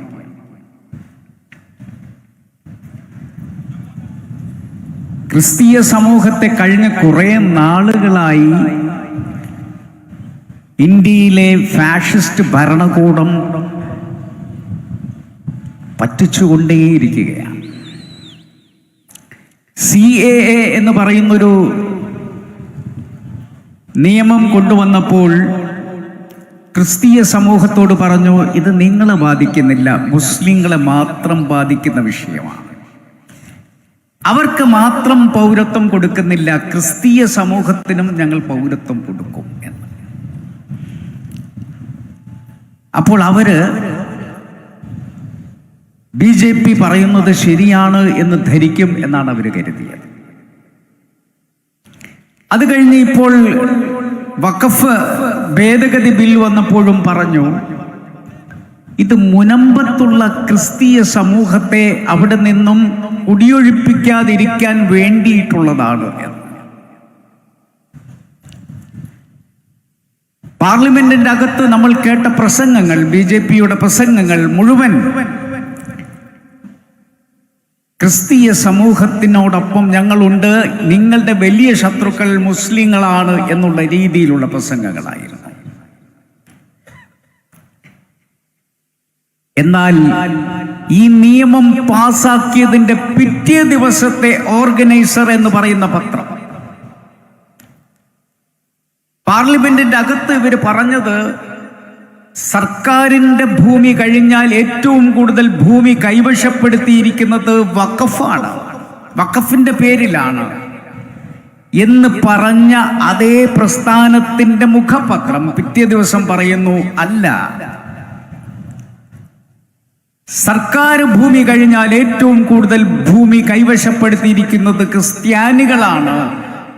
72 കോടി ഹെക്ടർ ഭൂമി അവർ കൈവശപ്പെടുത്തിയിട്ടുണ്ട് എന്ന് ഓർഗനൈസറിൽ വെണ്ടക്ക അക്ഷരത്തിൽ വന്നു. മാത്രമല്ല, ധാരാളം ചർച്ചുകളും സ്കൂളുകളും മറ്റ് വിദ്യാഭ്യാസ സ്ഥാപനങ്ങളും സർക്കാർ ഭൂമി കയ്യേറി അവർ കൈവശപ്പെടുത്തി വെച്ചിട്ടുണ്ട് എന്ന് ഓർഗനൈസർ. പക്ഷെ മണിക്കൂറുകൾക്കുള്ളിൽ ആ ഒരു വാർത്ത അപ്രത്യക്ഷമായി. അതിന്റെ പിന്നിൽ ചില രാഷ്ട്രീയമുണ്ടാകാം. പക്ഷെ ഇത് സമ്പൂർണമായത് ഇവിടെ ഇത് അവതരിപ്പിച്ചുകൊണ്ട് പാർലമെന്റിൽ കത്തിക്കയറിയ മന്ത്രി തന്നെ വന്ന് അവിടെയുള്ള ജനങ്ങളോട് പറഞ്ഞു, ഇതിന് മുൻകാല പ്രാബല്യമില്ലാത്തത് കൊണ്ട് ഈ നിയമം നിങ്ങൾക്ക് ഗുണകരമാകുമോ എന്ന് എനിക്കിപ്പോൾ പറയാൻ പറ്റില്ല, അത് കോടതിയാണ് പറയേണ്ടത് എന്ന്. അപ്പോൾ ഇത്രയും നാൾ നിങ്ങൾ അവർ വഞ്ചിക്കുകയായിരുന്നു. മാത്രമല്ല, ന്യൂഡൽഹിയിലെ കേന്ദ്ര പോലീസ് അവിടെ ഓശാന പെരുന്നാളുമായി ബന്ധപ്പെട്ടിട്ടുള്ള കുരിശു യാത്ര തടഞ്ഞുകൊണ്ട് ക്രിസ്തീയ സമൂഹത്തിനെതിരെ അവരുടെ ആയുധത്തിന് മൂർച്ച കൂട്ടി തുടങ്ങിയിരിക്കുന്നു. അതുകൊണ്ടാണ് ക്രിസ്തീയ സമൂഹത്തോട് സാദിഖ് അലി തങ്ങൾ പറഞ്ഞത്, നിങ്ങൾക്ക് പിണറായിയെയും വിശ്വസിക്കാൻ പറ്റില്ല, നിങ്ങൾക്ക് മോദിയെയും വിശ്വസിക്കാൻ പറ്റില്ല, വിശ്വസിക്കാൻ പറ്റുന്ന ഒരാളുണ്ടെങ്കിൽ അത് സയ്യിദ് സാദിഖ് അലി ശിഹാബ് തങ്ങൾ എന്ന് പറയുന്ന വ്യക്തിയാണ്. അവിടെ അദ്ദേഹം പോയി നടത്തിയിട്ടുള്ള പരിശ്രമങ്ങൾ, അതിനെ പലരും ഇവിടെ അവഹേളിക്കാൻ ശ്രമിച്ചിട്ടുണ്ട്. നമ്മുടെ ഇടയിൽ തന്നെയുള്ള ആളുകൾ എന്തിനീ പ്രീണനം എന്നൊക്കെ ചോദിച്ചിട്ടുണ്ട്. നിങ്ങൾക്ക് മുസ്ലിം ലീഗിനെ അറിയില്ല, ഇസ്ലാം എന്താണ് വിഭാവനം ചെയ്തിട്ടുള്ളത് എന്നറിയില്ല. പ്രവാചകൻ നമുക്ക് പഠിപ്പിച്ചു തന്ന പാഠം എന്താണെന്ന് പോലും നിങ്ങൾ ചിന്തിക്കുന്നില്ല. അതുകൊണ്ട് നമുക്കിടയിലുള്ള ചില ആളുകൾ അപ്പുറത്തു നിന്ന് വിമർശിക്കുന്നുണ്ടെങ്കിലും അവര് ഈ കൂട്ടം കൂടി നിൽക്കുന്ന ആളുകളുടെ ഇടയിലേക്ക് വരാതെ ബഹിഷ്കരിച്ചപ്പുറത്ത് നിൽക്കുന്നുണ്ടെങ്കിലും നിങ്ങളില്ലെങ്കിലും ഞങ്ങൾ ഈ സമരവുമായി മുന്നോട്ട് പോവുക തന്നെ ചെയ്യും എന്ന് ഓർമ്മപ്പെടുത്തുകയാണ്. നരേന്ദ്രമോദി പറഞ്ഞ വാക്കുകൾ നിങ്ങൾ കേട്ടില്ലേ? അദ്ദേഹം എന്താണ് പറഞ്ഞിട്ടുള്ളത്? ഈ വലിയ വരേണ്യ വിഭാഗമുണ്ട് മുസ്ലിം സമുദായത്തിൽ, അവർ വഖഫിന്റെ പേരിലെല്ലാം കൈയടക്കി വെച്ചിരിക്കുകയാണ്. മാത്രമല്ല, മുസ്ലിം സമുദായം ഇന്ന് ഇന്ത്യയിൽ പഞ്ചറായ ടയർ ഒട്ടിക്കുന്നവരായി മാറിയിരിക്കുന്നു എന്നാണ്. എന്താ, ഒരു വിദ്യാസമ്പന്നമായ സമൂഹം ഈ സമൂഹത്തിൽ നിന്നുണ്ടാകുന്നില്ല എന്നാണോ മോദി കരുതിയത്? ഇവിടെ ബഷീർക്ക പറഞ്ഞതുപോലെ ആർട്ടിഫിഷ്യൽ ഇന്റലിജൻസ് വെച്ചുകൊണ്ട് ഈ രാജ്യത്തെ ചെറുപ്പക്കാര് എന്തൊക്കെ പുതുമകൾ ഉണ്ടാക്കാൻ കഴിയുമെന്ന് പരീക്ഷിക്കുന്ന കാലഘട്ടത്തിൽ എല്ലാ യൂണിവേഴ്സിറ്റികളിലും, ഡൽഹി യൂണിവേഴ്സിറ്റിയിലും ഹൈദരാബാദ് യൂണിവേഴ്സിറ്റിയിലും ജാമിയ മില്ലിയയിലും JNUവിലും ഒക്കെ ഈ സമൂഹം വിദ്യ അഭ്യസിച്ച് വലിയ നിലകളിലെത്തുമ്പോഴും നിങ്ങൾക്ക് ഞങ്ങൾ പഞ്ചറൊട്ടിക്കുന്നവരാണോ? മോദി, നിങ്ങളുടെ ഭരണകൂടത്തിന്റെ ടയർ ഇതാ പഞ്ചറായിരിക്കുന്നു. ഇനി അത് മുന്നോട്ട് നീങ്ങണമെങ്കിൽ ഈ രാജ്യത്തെ മതേതര വിശ്വാസികൾ ഒരുമിച്ച് നിന്നുകൊണ്ട് ആ പഞ്ചറൊട്ടിക്കേണ്ടി വരും. നിങ്ങളുടെ കാലം BJP എന്ന് പറയുന്ന ഒരു പ്രസ്ഥാനത്തിന്റെ കാലം അവസാനിക്കുന്നതിന്റെ ലക്ഷണങ്ങളാണ് നമ്മൾ കണ്ടു തുടങ്ങിയിട്ടുള്ളത്. അതാണ് 2 പാർലമെന്റിലും നമ്മൾ കണ്ടിട്ടുള്ളത്. ആ വോട്ടുകളുടെ എണ്ണം എടുത്തു നോക്കിക്കഴിഞ്ഞാൽ ഞങ്ങൾ നേരിയ ഒരു ഭൂരിപക്ഷത്തിലാണ് നിങ്ങൾ ഈ നിയമം ഒക്കെ ചുട്ടെടുക്കുന്നത്. നമ്മുടെ പ്രിയപ്പെട്ട കുഞ്ഞാലിക്കുട്ടി സാഹിബ് തന്നെ അവിടെ ചെന്ന് ചരിത്രത്തിലെ മറ്റൊരു നിർണായകമായ മുഹൂർത്തത്തിന്റെ ഒപ്പുവെച്ചിട്ടാണ് വന്നിട്ടുള്ളത്. നമ്മൾ കേസ് കൊടുത്തു. ഇന്ന് വലിയ ഒരു ആശ്വാസം നൽകുന്ന രീതിയിൽ സുപ്രീം കോടതി ചില നിരീക്ഷണങ്ങൾ നടത്തിയിട്ടുണ്ട്. നിങ്ങളിങ്ങനെ ഇതിനകത്ത് മുസ്ലിങ്ങൾ അല്ലാത്തവരെ ഉൾപ്പെടുത്തുക എന്നൊരു ചോദ്യം ചോദിച്ചിട്ടുണ്ട്. അതുപോലെ തന്നെ വഖഫ് ബൈ യൂസും വഖഫ് ബൈ ഡീഡും സംബന്ധിച്ചിട്ടുള്ള കാര്യങ്ങളിൽ തൽക്കാല തീരുമാനങ്ങൾ നിർത്തിവെക്കുന്ന രീതിയിലുള്ള പരാമർശങ്ങൾ ഉണ്ടായിട്ടുണ്ട്. നാളെ വാദം പൂർത്തിയാക്കി കഴിഞ്ഞാൽ ഇവിടെ പറഞ്ഞ പോലെ നമുക്ക് ശുഭപ്രതീക്ഷയാണുള്ളത്. സുപ്രീം കോടതിയിൽ നിന്നും ഭരണഘടനാ വിരുദ്ധമായിട്ടുള്ള ഒരു നിയമം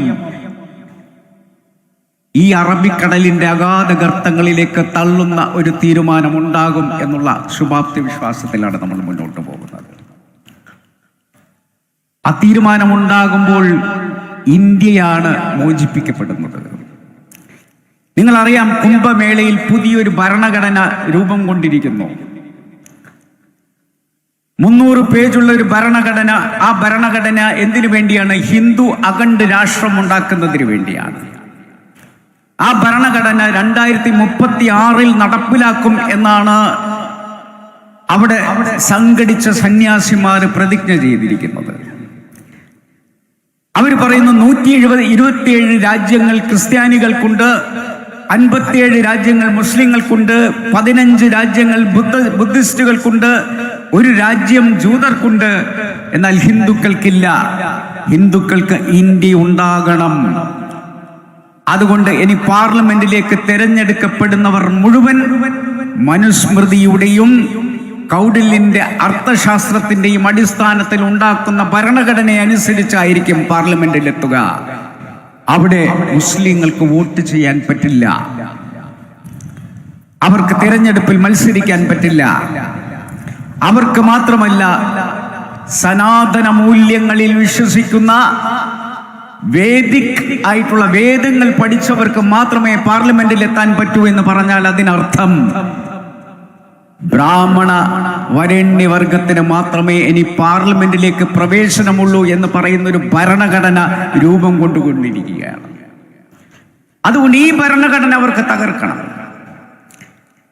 മോദി പാർലമെന്റിലേക്ക് കടക്കുന്നതിന് മുമ്പ് ഒരു ഭരണഘടനയുടെ കല്ലിൽ കൊത്തിവെച്ചൊരു പ്രതിമയുണ്ട്. അതിന്റെ മുന്നിൽ അദ്ദേഹം അതിനെ ചുംബിച്ചിട്ടാണ് അകത്തേക്ക് കയറിയത്. നമ്മൾ വിചാരിച്ചു അത് ഭരണഘടനയ്ക്കുള്ള സ്നേഹചുംബനമാണ് എന്ന്. അല്ല, പിന്നീട് നമ്മൾ മനസ്സിലാക്കി ഓരോ അനുച്ഛേദവും വെട്ടിമാറ്റുമ്പോൾ നമ്മൾ തിരിച്ചറിയുന്നു അത് അദ്ദേഹം ഇന്ത്യൻ ഭരണഘടനയ്ക്ക് കൊടുത്ത അന്ത്യചുംബനമായിരുന്നു എന്നുള്ളതാണ് കാലം തെളിയിച്ചുകൊണ്ടിരിക്കുന്നത്. എന്നാൽ ഈ രാജ്യത്തെ മതേതര വിശ്വാസികൾ ജീവിച്ചിരിക്കുന്ന കാലത്തോളം ആ ഭരണഘടനയുടെ ഒരു താളും മുറിച്ചു മാറ്റാൻ ഞങ്ങൾ അനുവദിക്കില്ല എന്ന് പറയുന്ന ഉജ്ജ്വലമായ പ്രഖ്യാപനമാണ് സാദിഖ് അലി ശിഹാബ് തങ്ങളുടെ ഈ പട്ടാളം ഇവിടെ ഉറക്കെ പറയുന്നത്. ഇതൊരു ശാന്തമായിട്ടുള്ള ഒരു സദസ്സായിട്ടാണ് ഇപ്പോൾ കാണുന്നത്. പക്ഷേ നിങ്ങളുടെ ഉള്ളിൽ ഉജ്ജ്വലമായ അഗ്നി ജ്വലിക്കുന്നുണ്ട് എന്ന് ഞാൻ തിരിച്ചറിയുന്നു. ആ അഗ്നി ഒരു വലിയ തീനാളമായി മാറുന്നതോടുകൂടി മോദിയും അദ്ദേഹത്തിന്റെ ഫാഷിസ്റ്റ് ഗവൺമെന്റും ഇവിടെ നിലംപൊത്തുക തന്നെ ചെയ്യും എന്നതിൻ്റെ ഉജ്ജ്വലമായ ഒരു താക്കീതായി നമുക്ക് ഈ സമ്മേളനത്തെ മഹാറാലിയെ കാണാം എന്ന് മാത്രം പറഞ്ഞുകൊണ്ട് എല്ലാ അഭിവാദ്യങ്ങളും നിങ്ങൾക്ക് നേർന്നുകൊണ്ട് എൻ്റെ വാക്കുകൾ ചുരുക്കുന്നു. നന്ദി. മുസ്ലിം ലീഗിന്റെ സമാദരണീയരായ നിയമസഭാ party secretary KPA Majeed Sahib ഈ മഹാറാലിയെ അഭിവാദ്യം ചെയ്ത് സംസാരിക്കുന്നു. ആദരം ക്ഷണിക്കുന്നു.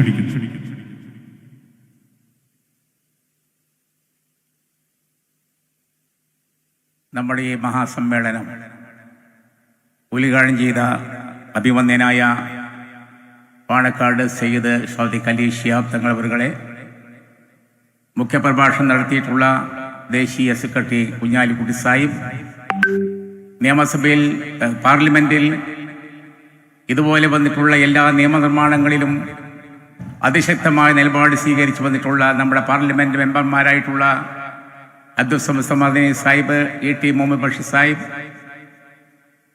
ഇവിടെ ഇനി പ്രസംഗിക്കാനിരിക്കുന്ന മുനവർ ശിഹാബ് തങ്ങൾ, KM ഷാജി, ഇവിടെ പ്രസംഗിച്ച മുനീർ സാഹിബ്, അവരെല്ലാം നിങ്ങളോട് അഭിസംബോധന ചെയ്യാനിരിക്കുകയാണ്. ഞാനിവിടെ ദീർഘമായൊന്നും സംസാരിക്കാൻ ആഗ്രഹിച്ചു നിന്നതല്ല. ഇതുപോലെയുള്ള ധാരാളം റാലികളും സമ്മേളനങ്ങളും ഇവിടെ തന്നെ നാം നടത്തിയിട്ടുണ്ട്. വഖഫ് പ്രശ്നത്തിൻ്റെ പേരിലും നാം ഇവിടെ ഒരു സമ്മേളനം നടത്തിയിട്ടുണ്ട്. കേരള ഗവൺമെൻറ് വഖഫ് നിയമനങ്ങളിൽ PSCക്ക് വിടാനുള്ള തീരുമാനമെടുക്കുകയും അതിനെതിരായി അതിശക്തമായ നിലപാട് സ്വീകരിച്ചുകൊണ്ട് നമ്മളിവിടെ സമ്മേളനം നടത്തിയിട്ടുണ്ട്. ഞാൻ ആലോചിക്കുകയാണ്, നിയമസഭയിൽ ഈ പ്രശ്നം നമ്മൾ ഉന്നയിച്ചൊരു ഘട്ടത്തിൽ ക്ഷുഭിതനായിക്കൊണ്ട് മുഖ്യമന്ത്രി പറഞ്ഞ മറുപടി ലീഗുകാരുടെ പൂതി മനസ്സിൽ വെച്ചാൽ മതി, ഈ നിയമം മാറ്റുന്ന പ്രശ്നമില്ലെന്നാണ്. ആ വാക്കിന് അധിക വർഷത്തിന്റെ കാലാവധി ഉണ്ടായില്ല. ആ നിയമം പിൻവലിച്ചുകൊണ്ടുള്ള തീരുമാനം നിയമസഭയുടെ അകത്ത് വെച്ചു തന്നെ മുസ്ലിം ലീഗ് പാർട്ടിയുടെ നിർബന്ധമനുസരിച്ച് പ്രഖ്യാപിക്കേണ്ടി വന്നു എന്ന് നമുക്ക് കാണാൻ കഴിയും. നമുക്കെല്ലാവർക്കും അറിയാം, നമ്മുടെ ഈ സമൂഹത്തിന് വരുന്ന ഏതൊരു പ്രശ്നങ്ങളിലും നമുക്ക് എന്നും വിശ്വസിക്കാൻ കഴിയാവുന്നത് പാണക്കാട് കുടുംബത്തിന്റെ നേതൃത്വമാണ് എന്ന കാര്യത്തിൽ ഒരു തർക്കത്തിന്റെയും ആവശ്യമില്ല. നമുക്കെന്ത് പ്രശ്നം വന്നാലും, നമുക്കെന്ത് പ്രതിസന്ധി ഉണ്ടായാലും, എന്ത് ബുദ്ധിമുട്ടുകൾ ഉണ്ടായാലും അത് പരിഹരിക്കാൻ ഇന്ത്യൻ യൂണിയൻ മുസ്ലിം ലീഗ് അല്ലാതെ മറ്റൊരു സംഘടന നമ്മുടെ നാട്ടിലില്ല എന്ന് നമ്മളെല്ലാവരും മനസ്സിലാക്കണം. എന്തെല്ലാം പ്രശ്നമാണ് ഉണ്ടാവുന്നത്. പാർലമെന്റ് അംഗങ്ങളുണ്ടല്ലോ ഇവിടെ, മുത്തലാഖ് തുടങ്ങി നിരന്തരമായ പ്രശ്നങ്ങളല്ലേ. ഓരോ സംസ്ഥാനത്തും ഏക സിവിൽ കോഡ് കൊണ്ടുവരാൻ തീരുമാനിക്കുന്നു. ആരാധനാലയങ്ങളെ സംബന്ധിച്ച്, അവകാശങ്ങളെ സംബന്ധിച്ചുള്ള നിയമനിർമ്മാണം നടപ്പിലാക്കിയിട്ടുള്ള രാജ്യത്ത് ആരാധനാലയെ പറ്റിയുള്ള തർക്കങ്ങൾ വരികയാണ്. മദ്രസകളെല്ലാം പൊടിച്ചു മാറ്റപ്പെടുകയാണ്. വ്യാപകമായ രീതിയിൽ ന്യൂനപക്ഷങ്ങൾക്കെതിരെ അക്രമം നടത്തിക്കൊണ്ടിരിക്കുകയാണ്. നിയമനിർമ്മാണങ്ങൾ തുടരെ വന്നുകൊണ്ടിരിക്കുകയാണ്. ഞാൻ നിങ്ങളോട് പറയട്ടെ, നമുക്ക് നിരാശപ്പെടേണ്ട ആവശ്യമില്ല. ആരുടെ മുമ്പിലും തലകുനിക്കുന്ന പതിവ്, അതിന്റെ ഒരു ചരിത്രം നമ്മുടെ മുമ്പിൽ കഴിഞ്ഞ കാലത്തൊന്നും ഉണ്ടായിട്ടില്ല.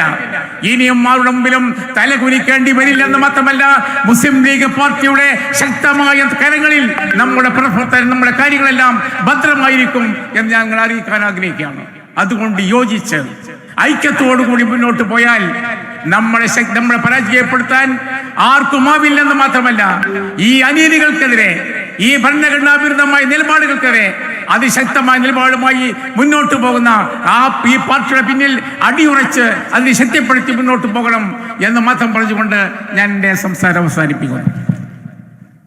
വഖഫ് നിയമ ഭേദഗതിക്കെതിരെ രാജ്യത്തെ ഏറ്റവും വലിയ പ്രതിഷേധ മഹാസമരം ഇന്ത്യൻ യൂണിയൻ മുസ്ലിം ലീഗ് മഹാറാലിയിൽ മുസ്ലിം ലീഗ് സംസ്ഥാന സെക്രട്ടറി KM ഷാജി സാഹിബ് അഭിവാദ്യം ചെയ്ത് സംസാരിക്കുന്നു. സാദരം ക്ഷണിക്കുന്നു.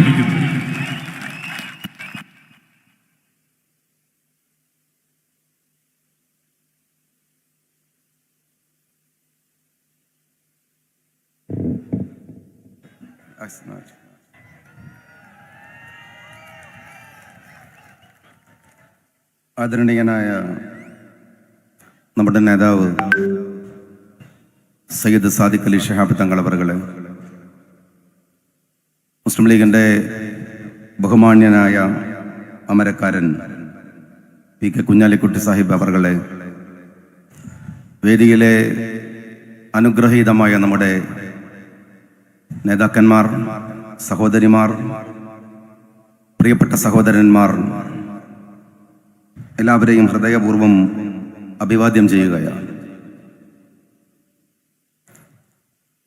ഇതുപോലെ ഈ കടപ്പുറത്ത് നമ്മൾ വന്നത് കേരള സർക്കാർ വഖഫിന്റെ മേൽ കൈവച്ചപ്പോഴാണ്. നേരത്തെ സലാം സാഹിബ് അത് പറഞ്ഞു.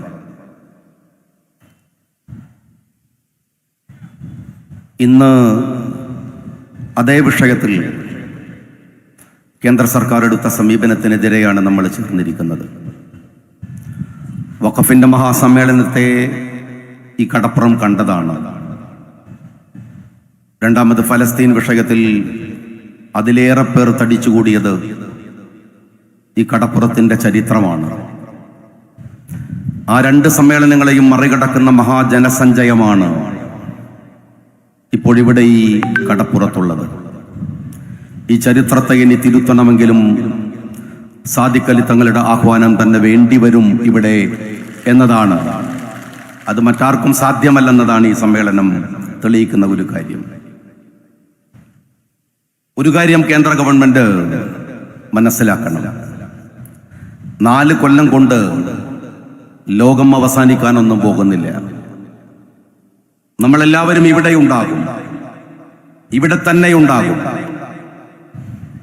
നിങ്ങൾ കേട്ടിരുന്നില്ലേ കഴിഞ്ഞ പാർലമെന്റ് തെരഞ്ഞെടുപ്പിന് ഈ കേരളത്തിൽ വന്ന നരേന്ദ്രമോദിയുടെ ചോദ്യം?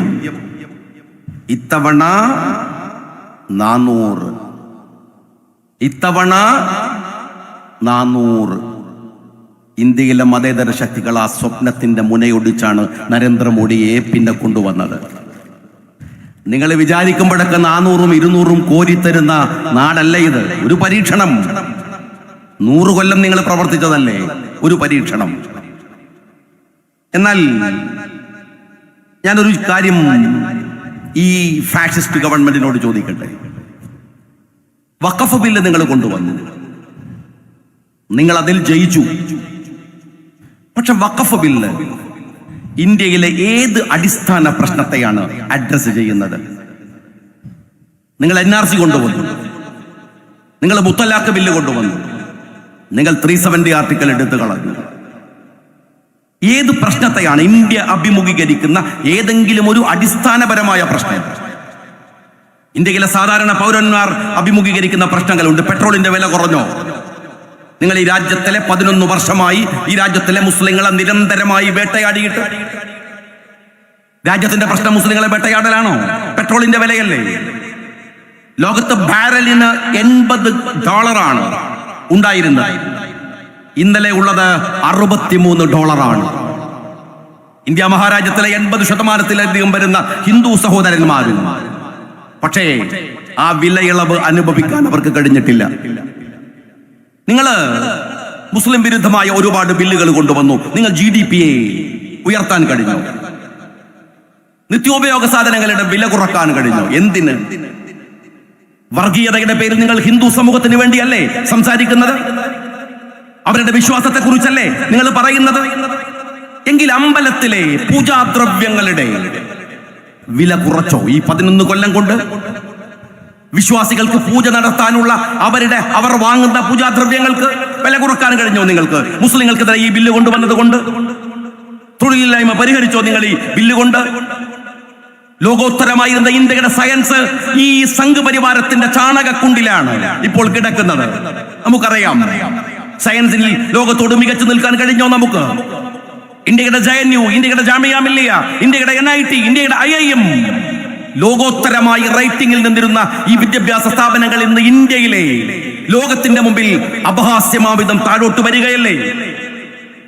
കോളേജിന്റെ ചുമരിൽ ചാണകം ഒഴിച്ചാൽ കുട്ടികൾക്ക് ബുദ്ധിമരുന്ന് വരുമെന്ന് വിശ്വസിക്കുന്ന വിദ്യാസുരന്മാരായ വിദ്യാഭ്യാസ രംഗത്ത് വിദഗ്ധന്മാരെന്ന് പറയുന്നവരുടെ നാടായി ഇന്ത്യ മാറുകയല്ലേ? നിങ്ങൾ ഈ വഖഫ് ബില്ല് കൊണ്ടുവരുന്നത് കൊണ്ട് എന്താ ഈ രാജ്യത്ത് മാറ്റമുണ്ടാവുന്നത്? നിങ്ങൾക്ക് രാജീവ് ഗാന്ധിയെ അറിയാമല്ലോ. ലോകം IT-യിലേക്ക് ഉദിക്കുന്നതിന് മുമ്പ് രാഹുൽ IT-യിൽ കാണിച്ച ഒരു മികവുണ്ട്. ഇന്ന് നമ്മൾ വലിയ വർത്തമാനം പറയുന്നവരല്ലേ? നിങ്ങൾ മിഡിൽ ഈസ്റ്റിൽ പോയി നോക്കിയാൽ, ഗൾഫ് രാജ്യങ്ങളിൽ പോയി നോക്കിയാൽ ഇന്ത്യയുടെ ടെലിഫോൺ സംവിധാനത്തെ പോലെ മികച്ച സംവിധാനം ഇപ്പോഴുമില്ല. ഇന്ത്യയിൽ ചെറിയ ചിലവിൽ ലഭ്യമാകുന്ന പോലെ ഇന്റർനെറ്റ് ഒരു ഗൾഫ് രാജ്യത്തും ലഭ്യമല്ല. രാജീവ് ഗാന്ധിയുടെ ഏറ്റവും ഗൗരവപ്പെട്ട ഇടപെടലായിരുന്നു അത് അന്നത്തെ കാലത്ത്. ഇന്ന് IT അല്ല, ഇന്ന് ആർട്ടിഫിഷ്യൽ ഇന്റലിജൻസ് ആണ്. തൊട്ടടുത്ത ചൈന DPC കൊണ്ടുവന്നു. അമേരിക്കയുടെ AI വിറപ്പിച്ച് ലോകത്ത് ട്രില്യൺ കോടികളാണ് അവരിപ്പോൾ ഉണ്ടാക്കിക്കൊണ്ടിരിക്കുന്നത് ചൈന. നമ്മൾ കോളേജിൽ ചാണകം തെളിച്ചു കളിക്കുകയാണ്. നിങ്ങൾ ഈ ബില്ല് കൊണ്ട് എന്തുപകാരമാണ് ഉണ്ടാക്കിയത് ഈ രാജ്യത്ത്? ഈ ബില്ല് കൊണ്ടുവരിക വഴി ഒരു കാര്യം BJP അറിയണം: നിങ്ങൾ ജയിക്കുകയല്ല ചെയ്തത്, നിങ്ങൾ തോൽക്കുകയാണ്. ഈ ബില്ല് കൊണ്ട് നിങ്ങൾ തോൽക്കുകയാണ്. എന്തെന്നറിയുമോ? നിങ്ങൾ വിചാരിച്ചത് അഭിമന്യരായ നേതാക്കന്മാര് പറഞ്ഞ പോലെ നിങ്ങൾക്ക് ഈ സമൂഹത്തെ വേർതിരിക്കാമെന്നാണ്, വിഭജിക്കാമെന്നാണ്. എന്നാൽ 11 വർഷം കൊണ്ട് നിങ്ങൾ ഈ രാജ്യത്തിന്റെ മൗലികതയുടെ രോമത്തിൽ തൊടാൻ പോലും നിങ്ങൾക്ക് കഴിഞ്ഞിട്ടില്ലെന്ന് തെളിയിച്ചു ഇന്ത്യയുടെ പാർലമെന്റ്. ഞങ്ങളുടെ അഭിമന്യരായ പാർലമെന്റ് മെമ്പർമാർ ഇവിടെയുണ്ട്. ബഷീർ സാഹിബ് അടക്കം ഇവിടെയുണ്ട്. അവർ ഇന്ത്യയുടെ പാർലമെന്റിൽ സംസാരിക്കുന്നതിന്റെ ഇരട്ടി ശക്തിയിൽ, അവരെന്തിന് ഇരട്ടി ശക്തിയിൽ? നിങ്ങൾ ആലോചിച്ചു നോക്കൂ. ഈ വഖഫ് ബില്ല് പൂർണ്ണമായി മുസ്ലിങ്ങളെ ബാധിക്കുന്ന ബില്ലല്ലേ? മറ്റൊരു സമുദായത്തെയും ബാധിക്കുന്നതല്ലല്ലോ. നമ്മൾ വിചാരിച്ചു നമ്മൾ ഒറ്റക്കായി പോയേക്കാം. നമുക്ക് ഭയമുണ്ടായിട്ടല്ല, എന്നാലും വിചാരിച്ചു ഒറ്റക്കായി പോയേക്കാം. ഇന്ത്യയുടെ പാർലമെന്റിൽ എത്ര മുസ്ലിങ്ങളാ ഉള്ളത്? വിരൽ കൊണ്ട് എണ്ണി തീർക്കാവുന്ന മുസ്ലിങ്ങൾ അല്ലേ? പക്ഷേ ഈ രാജ്യം മുസ്ലിങ്ങളോട് പറഞ്ഞു, നിങ്ങൾ വിശ്രമിച്ചോളൂ, നിങ്ങൾ വിശ്രമിച്ചോളൂ. ടി മുഹമ്മദ് ബഷീർ സാഹിബും സമദാനി സാഹിബും ഒന്നും ആർത്തലച്ചു സംസാരിക്കേണ്ട, ഞങ്ങളുണ്ട്, നിങ്ങൾ വിശ്രമിച്ചോളൂ എന്ന് ഈ രാജ്യം നമ്മളോട് പറഞ്ഞു, വിശ്വാസികളോട് പറഞ്ഞു, മുസ്ലിങ്ങളോട് പറഞ്ഞു. മുസ്ലിങ്ങൾ മാത്രമല്ല, ക്രിസ്ത്യാനി മാത്രമല്ല, സിഖുകാരൻ മാത്രമല്ല, മൈനോറിറ്റി കമ്മ്യൂണിറ്റിയായ ഈ രാജ്യത്തിലെ ഏതൊരു സമുദായവും, ഇന്ത്യയിലെ അവസാനത്തെ പൗരനും അവന്റെ പ്രശ്നം ഈ രാജ്യത്തിന്റെ പ്രശ്നമാകുമ്പോഴേ ഇത് ഇന്ത്യയാവൂ എന്ന് പറഞ്ഞ് ഗാന്ധിജിയുടെ വാക്കുകളെ ഏറ്റെടുത്തുകൊണ്ടാണ് ഇന്ത്യയുടെ പാർലമെന്റിനകത്ത് മതേതര വിശ്വാസികൾ ഈ സമുദായത്തെ നെഞ്ചോട് ചേർത്ത് പിടിച്ചത്, അവരെ കൂട്ടിപ്പിടിച്ചത്. നിങ്ങൾ എന്താ വിചാരിച്ചത്? ഭയപ്പെടുത്തി, നിങ്ങൾ ഒരുപാട് കളിയാക്കി ഒരു മനുഷ്യനെ, ഒറ്റപ്പെടുത്തി നിങ്ങൾ. എന്നിട്ടും ആ മനുഷ്യൻ നിർഭയനായി ഇന്ത്യയുടെ ഗ്രാമാന്തരങ്ങളിലൂടെ നടന്ന് ആ മനുഷ്യൻ ചേർത്തു പിടിച്ചൊരു ഐക്യമുണ്ട്. രാഹുൽ എന്ന് പറയുന്നതിന്റെ കൂട്ടത്തിൽ ഗാന്ധിജി എന്ന് മടികൂടാതെ രാഹുൽ ഗാന്ധിജി എന്ന് പറയാൻ കഴിയും വിധത്തിൽ ഒരു ചെറുപ്പക്കാരൻ, ഒരു മനുഷ്യൻ ഇന്ത്യയുടെ പാർലമെന്റിലെ നിങ്ങളുടെ സ്വപ്നത്തെ മുഴുവൻ തകിടം മറിച്ച് നിങ്ങൾ വിചാരിച്ചതിലധികം വോട്ടുകൾ നേടി ഈ രാജ്യത്തിലെ മുസ്ലിങ്ങളെ ചേർത്ത് പിടിച്ചത് നമ്മൾ കണ്ടു. ഈ രാജ്യത്ത്, ഈ നാട്ടിലെ CPM അന്തങ്ങൾ പറയുന്നത് ആ മനുഷ്യനെയാ കളിയാക്കുന്നത്. ഇതെല്ലാം ഒരു കൂട്ടിയ ആ മനുഷ്യനെ. നിങ്ങൾക്ക് ആരാ ഉള്ളത് പാർലമെന്റിൽ? കേരളത്തിന്റെ തെരഞ്ഞെടുപ്പ് കഴിഞ്ഞപ്പോ മക്കളെയും പേരക്കുട്ടികളെയും കൂട്ടി ടൂർ പോയ നിന്റെ മുഖ്യമന്ത്രിയാണോ പിന്നെ ഈ രാജ്യത്തിന്റെ സംരക്ഷകൻ എന്ന് പറയുന്നത്? ആ മനുഷ്യൻ തെരുവിലായിരുന്നു, രാഹുൽ ഗാന്ധി എന്ന് പറയുന്ന മനുഷ്യൻ. നിങ്ങൾ ഇന്നലെ കണ്ടല്ലോ.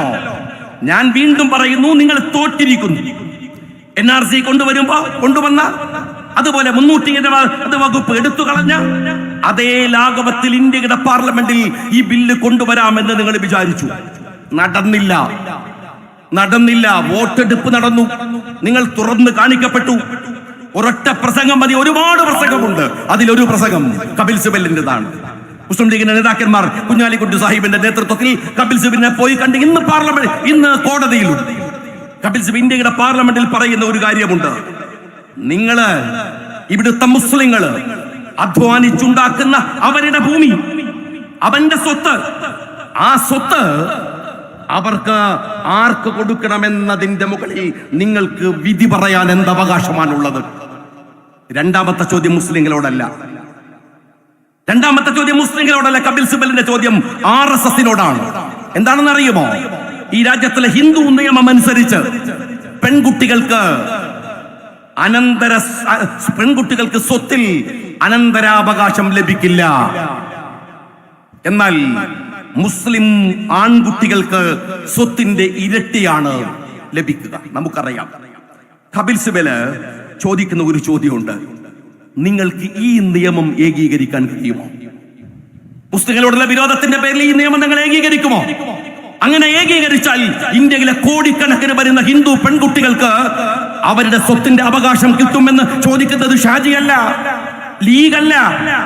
ഇന്ത്യയിലെ ഒരു ഹിന്ദു സമൂഹ വിശ്വാസ ആചാരമനുസരിച്ച് ജീവിക്കുന്ന ഇന്ത്യയുടെ പാർലമെന്റിലെ, ഇന്ത്യയിലെ സുപ്രീം കോടതിയിലെ നമ്പർ 1 എന്ന് പറയാൻ കഴിയുന്ന ഒരു മനുഷ്യൻ.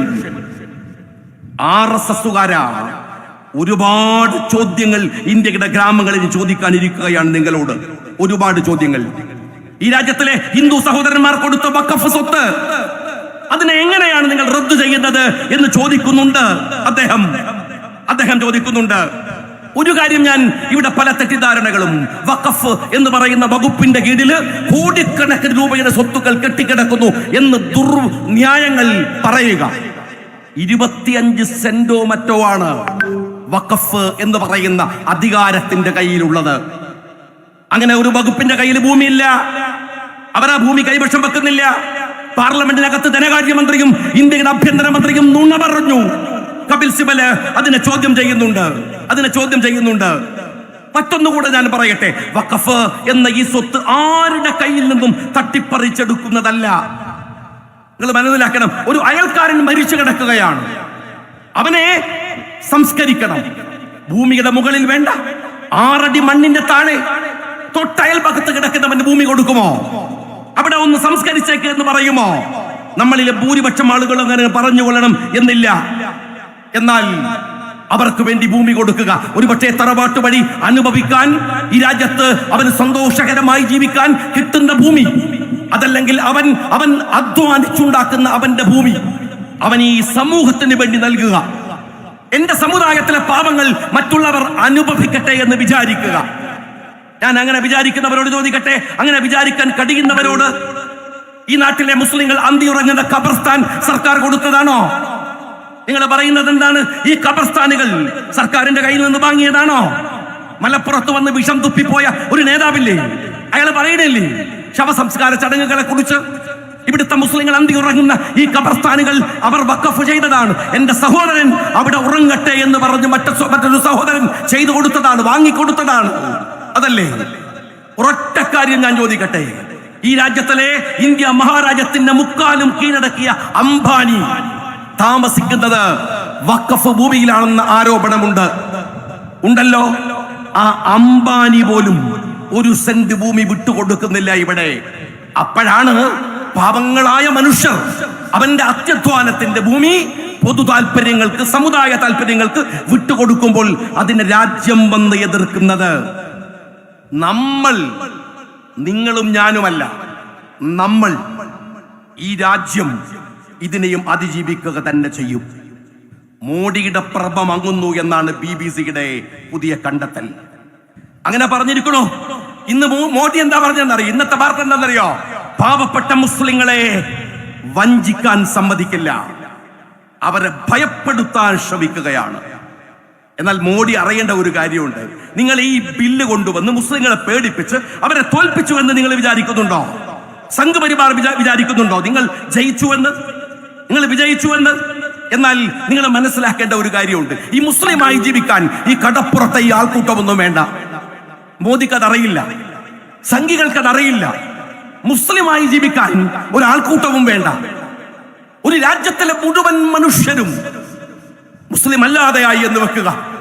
ഒരാൾ അവനവന്റെ വിശ്വാസം അനുസരിച്ച് ജീവിക്കാൻ, മുസ്ലിമായി ജീവിക്കാൻ ശ്രമിച്ചാൽ, തീരുമാനിച്ചാൽ അതിനവന് കഴിയും. അതാണ് ദീനിന്റെ വിശ്വാസത്തിന്റെ രീതി. ആൾബലത്തിന്റെയോ പിൻബലത്തിന്റെയോ പേരിലല്ല.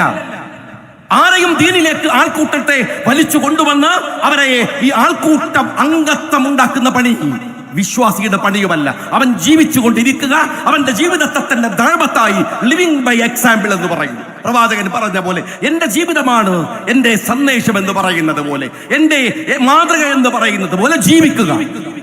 അത്ര മതി. ഖുർആൻ ചോദിക്കുന്നുണ്ട്, എന്തിനാ ഞങ്ങൾക്ക് ഒരു ബേജാറ്? വിശുദ്ധ ഖുർആന്റെ വാക്കുകളാണ്. നിങ്ങൾ അള്ളാഹു വിചാരിക്കാത്ത കാര്യം നിങ്ങൾ വിചാരിക്കേണ്ട കാര്യമല്ല. ഇവിടെ മുസ്ലിങ്ങൾ പേടിച്ച് ഭയപ്പെട്ട് അവരിങ്ങനെ വല്ലാതെ ബേജാറായി നിൽക്കുന്നു എന്ന് നിങ്ങൾ വിചാരിക്കുന്നുണ്ടോ?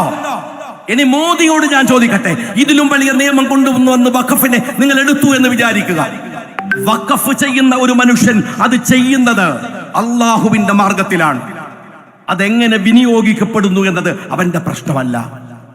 അവൻ വഖഫ് ചെയ്യുന്നതോടെ അതവന്റെ പാരത്രിക ലോകത്തിന്റെ ഗുണമായി കണക്കു ചേർക്കപ്പെടും.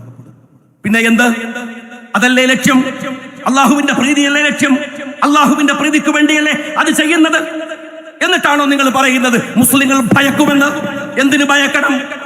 ഞാൻ ചോദിക്കട്ടെ, അള്ളാഹുവിന്റെ നിയമം നിലനിൽക്കേണ്ടതില്ല എന്ന്, അള്ളാഹുവിന്റെ നിയമത്തെ മനുഷ്യന്റെ നിയമം കൊണ്ട് മറികടക്കാൻ കഴിയുമെന്ന് നിങ്ങൾ വിചാരിച്ചാൽ അവന്റെ വിശ്വാസിയാണോ? അവൻ വിശ്വാസിയാണോ? അതുകൊണ്ടെല്ലാം തീരുമെന്ന് വിചാരിക്കുന്നുവോ? വഖഫ് അല്ലാഹുവിന്റെ നിയമമാണ്. നരേന്ദ്രമോദി കുറച്ച് വോട്ടുകളുടെ ബലത്തിൽ ഇന്ത്യയുടെ പാർലമെന്റിൽ ചുട്ടെടുത്തതല്ലാതെ ഞങ്ങൾ ഭയപ്പെടുകയോ? എന്തിനാ ഭയപ്പെടുന്നത്? എന്തിനാണ് ഭയം? നിങ്ങൾക്കാണ്. RSSകാരാ നിങ്ങൾക്കാണ്. ധ്രുവരാത്രി എന്ന് പറയുന്ന ഒരു ചെറുപ്പക്കാരൻ ഒരു ഇന്റർനെറ്റും ഒരു ഫോണും കൊണ്ട് കളിക്കുന്ന പരാക്രമത്തിന്റെ മുന്നിൽ മുട്ടുവറച്ചു പോകുന്നവരാ നിങ്ങൾ. നിങ്ങൾക്ക് ബ്ലോഗേഴ്സിനെ പേടിയാണ്, നിങ്ങൾക്ക് വ്ലോഗേഴ്സിനെ പേടിയാണ്. മലയാളത്തിലെ ഒരു കമേഴ്സ്യൽ സിനിമ എമ്പുരാൻ ഇറങ്ങുമ്പോഴേക്ക് മുട്ടുവറക്കുന്ന RSSകാരാ. ഒരു കമേഴ്സ്യൽ സിനിമ, ഒരു സാധാ സിനിമ, ആ സിനിമ ഇറങ്ങുമ്പോഴേക്ക് മുട്ടുപറച്ചു പോകുന്ന RSSകാരനാണോ ഞങ്ങൾക്ക് ഭയമുണ്ടെന്ന് പറയുന്നത്, ഞങ്ങൾക്ക് പേടിയുണ്ടെന്ന് പറയുന്നത്? കള്ളക്കടത്തും തെറ്റായ പടിയിൽ സമ്പാദിച്ചും ഉണ്ടാക്കിയവന് ഭയമുണ്ടാവും. അവൻ കീഴ്പ്പെട്ട് കൊടുത്തേക്കാം, അവൻ കീഴ്പ്പെട്ട് കൊടുത്തേക്കാം. നിന്റെ ED ഭയപ്പെട്ടേക്കാം. ആ ഭയം നിനക്ക് രാഹുലിന്റെ മുഖത്ത് കാണാൻ കഴിയില്ല. ആ ഭയം ഇന്ത്യയിലെ പാർലമെന്റിൽ വോട്ട് ചെയ്ത ഒരു MP-യുടെ മുഖത്ത് നിനക്ക് കാണാൻ കഴിയില്ല. എത്ര പേർ ഇന്ത്യയുടെ പാർലമെന്റിൽ, നിന്റെ കയ്യിൽ ആയുധമുണ്ടല്ലോ. ഇപ്പൊ ഫോണിൽ ഒരു സാധനം വരുന്നുണ്ട്. ഫോൺ വിളിച്ചാൽ, അത്യാവശ്യമായിട്ട് ആരെങ്കിലും ഒന്ന് വിളിച്ചാൽ അപ്പോൾ പറയും സോഷ്യൽ മീഡിയ വഴിയോ തട്ടിപ്പ് വഴിയോ നിങ്ങളുടെ. എന്നാ വെച്ചാല് ഇവരൊന്നും നിങ്ങൾ വിശ്വസിക്കണ്ട, നിങ്ങളെ പറ്റിക്കാൻ ഞങ്ങൾ നേരിട്ട് തന്നെ വരുന്നുണ്ട്. അതാണ്. ഇതിലൊന്നും നിങ്ങൾ വീണുപോകരുത്, ഇതിലൊന്നും നിങ്ങൾ വീണുപോകരുത്. നിങ്ങളെ പറ്റിക്കാൻ ഞങ്ങൾ ED പറഞ്ഞു വിടുന്നുണ്ട്, ഞങ്ങൾ SFIO പറഞ്ഞു വിടുന്നുണ്ട്, ഞങ്ങളുടെ കയ്യിലുള്ള ഏജൻസികളെ പറഞ്ഞു വിടുന്നുണ്ട്. അതാണ് ഫോണിലെ മുന്നറിയിപ്പ്. ഞാൻ ഒരു കാര്യം പറയട്ടെ, ഇവിടെ തടിച്ചുകൂടിയവരുടെ ഒരു ഉത്തരവാദിത്തമുണ്ട്. ഇതോടുകൂടി വഖഫിന്റെ മുകളിൽ കൈവെക്കാമെന്ന് വിചാരിക്കുന്ന ചിലരുണ്ട്. ഈ കേരളത്തിന്റെ മണ്ണിൽ സയ്യിദ് സാദിഖ് അലി ശിഹാബ് തങ്ങളുടെ നേതൃത്വത്തിന്റെ കീഴിൽ ഒരുമിച്ച് നിൽക്കുന്ന ഈ കേരളത്തിന്റെ മണ്ണിൽ ഇവരോടൊക്കെ ഞാൻ പറയട്ടെ, ഒരു തരി വഖഫ് പോലും അന്യാധീനപ്പെട്ടു പോകാതെ സംരക്ഷിച്ചു നിർത്താൻ ബാധ്യതയുണ്ട്. നിങ്ങൾക്ക് ബാധ്യതയുണ്ട്. ആ ബാധ്യത നമ്മൾ ഏറ്റെടുക്കേണ്ടതാണ്. ഇവിടെ മുർഷിദാബാദ് ഉണ്ടാവില്ല, ഇവിടെ ബംഗാൾ ഉണ്ടാവില്ല. മനുഷ്യരെ തമ്മിൽ തല്ലിക്കുന്ന ഒരു കലാപവും ഉണ്ടാവാതെ ഇതിനെ സംരക്ഷിക്കേണ്ടത് എങ്ങനെയെന്ന് ഞങ്ങൾക്കറിയാം.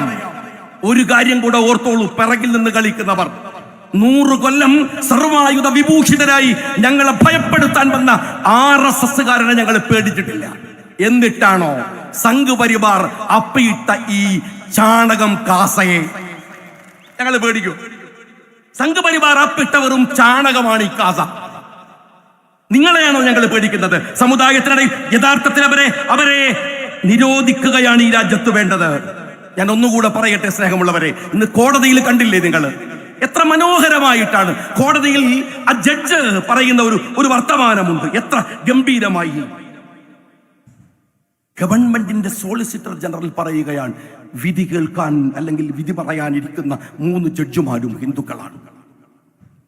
സഞ്ജീവ് ഖന്ന പറയുന്ന ഒരു കാര്യം എന്താ കേട്ടോ നിങ്ങൾ? അയാൾ പറയാണ്, വിധി കേൾക്കാനിരിക്കുമ്പോൾ അവന് മതമുണ്ടാവില്ല. സഞ്ജീവ് ഖന്ന ഇന്ത്യയുടെ പാർലമെന്റിൽ, ഇന്ത്യയുടെ കോടതിയിൽ അദ്ദേഹത്തെ കുറിച്ച് പറയുന്നത് വളരെ സൗമ്യനായി വാദം കേൾക്കുന്ന ഒരു ജഡ്ജാണ്. ഇന്ന് തുടക്കം മുതൽ അദ്ദേഹം വലിഞ്ഞു മുറുകിയ മുഖവുമായിട്ടാണ് ഇന്ത്യയുടെ പാർലമെന്റിൽ നിന്നത്. മുനമ്പത്തെ കുറിച്ച് ബഹുമാന്യനായ തങ്ങൾ പറഞ്ഞു, കുഞ്ഞാലിക്കുട്ടി സാഹിബ് പറഞ്ഞു, എല്ലാ നേതാക്കളും പറഞ്ഞു.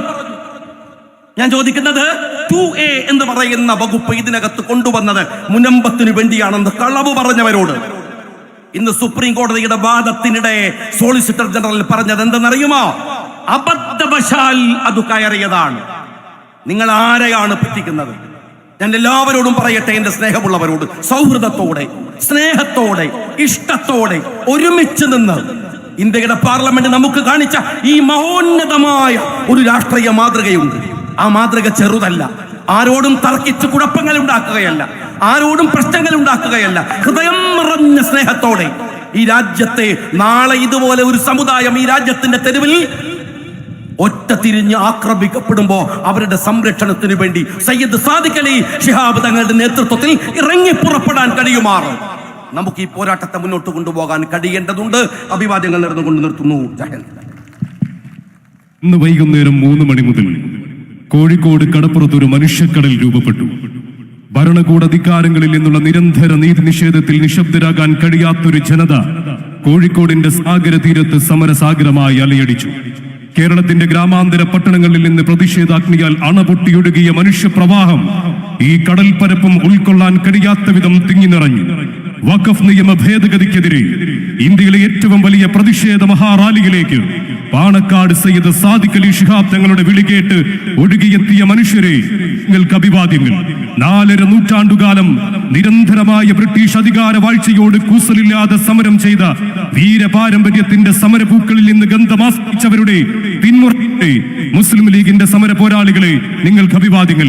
ഈ മഹാറാലിക്ക് നന്ദി അർപ്പിച്ച് സംസാരിക്കാൻ വേണ്ടി മുസ്ലിം ലീഗിന്റെ സംസ്ഥാന സെക്രട്ടറി പാറക്കൽ അബ്ദുള്ള സാഹിബിനെ സാദരം ക്ഷണിക്കുന്നു.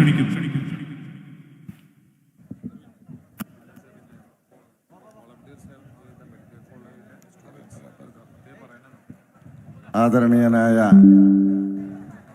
പാണക്കാട് സയ്യിദ് സാദിഖ് അലി ശിഹാബ് തങ്ങൾ ഉൾപ്പെടെ, കുഞ്ഞാലിക്കുട്ടി സാഹിബ് ഉൾപ്പെടെയുള്ള നേതാക്കളെ, സഹോദരീ സഹോദരന്മാരെ, ബഹുമാനപ്പെട്ട സാദിഖ് അലി ശിഹാബ് തങ്ങൾ ഒന്ന് വിളിച്ചപ്പോൾ ഈ സമ്മേളനം കോഴിക്കോട് കടപ്പുറത്തൊരു ചരിത്ര സംഭവമാക്കി മാറ്റിയ എൻ്റെ പ്രിയപ്പെട്ട മുസ്ലിം ലീഗിൻ്റെ പ്രവർത്തകന്മാരെ, സഹോദരീ സഹോദരന്മാരെ, നിങ്ങൾക്കൊക്കെ സംസ്ഥാന മുസ്ലിം ലീഗിൻ്റെ പേരിൽ നന്ദി രേഖപ്പെടുത്തുന്നു. ഒപ്പം അധ്യക്ഷത വഹിച്ച ആദരണീയനായ PK കുഞ്ഞാലിക്കുട്ടി സാഹിബ്, ഈ സമ്മേളനം ഉദ്ഘാടനം ചെയ്ത ആദരണീയനായ പാണക്കാട് സയ്യിദ് സാദിഖ് അലി ശിഹാബ് തങ്ങൾ, അതിഥികളായി സംസാരിച്ച കർണാടക മന്ത്രി കൃഷ്ണ ബൈരഗൌഡ, തെലങ്കാന മന്ത്രി സീതക്ക, പാർട്ടിയുടെ ദേശീയ പ്രസിഡന്റ് ആദരണീയനായ ഖാദർ മൊയ്തീൻ സാഹിബ്, ET മുഹമ്മദ് ബഷീർ സാഹിബ്, വഹാബ് സാഹിബ്, സമദാനി സാഹിബ്, അബ്ബാസ് അലി ശിഹാബ് തങ്ങൾ,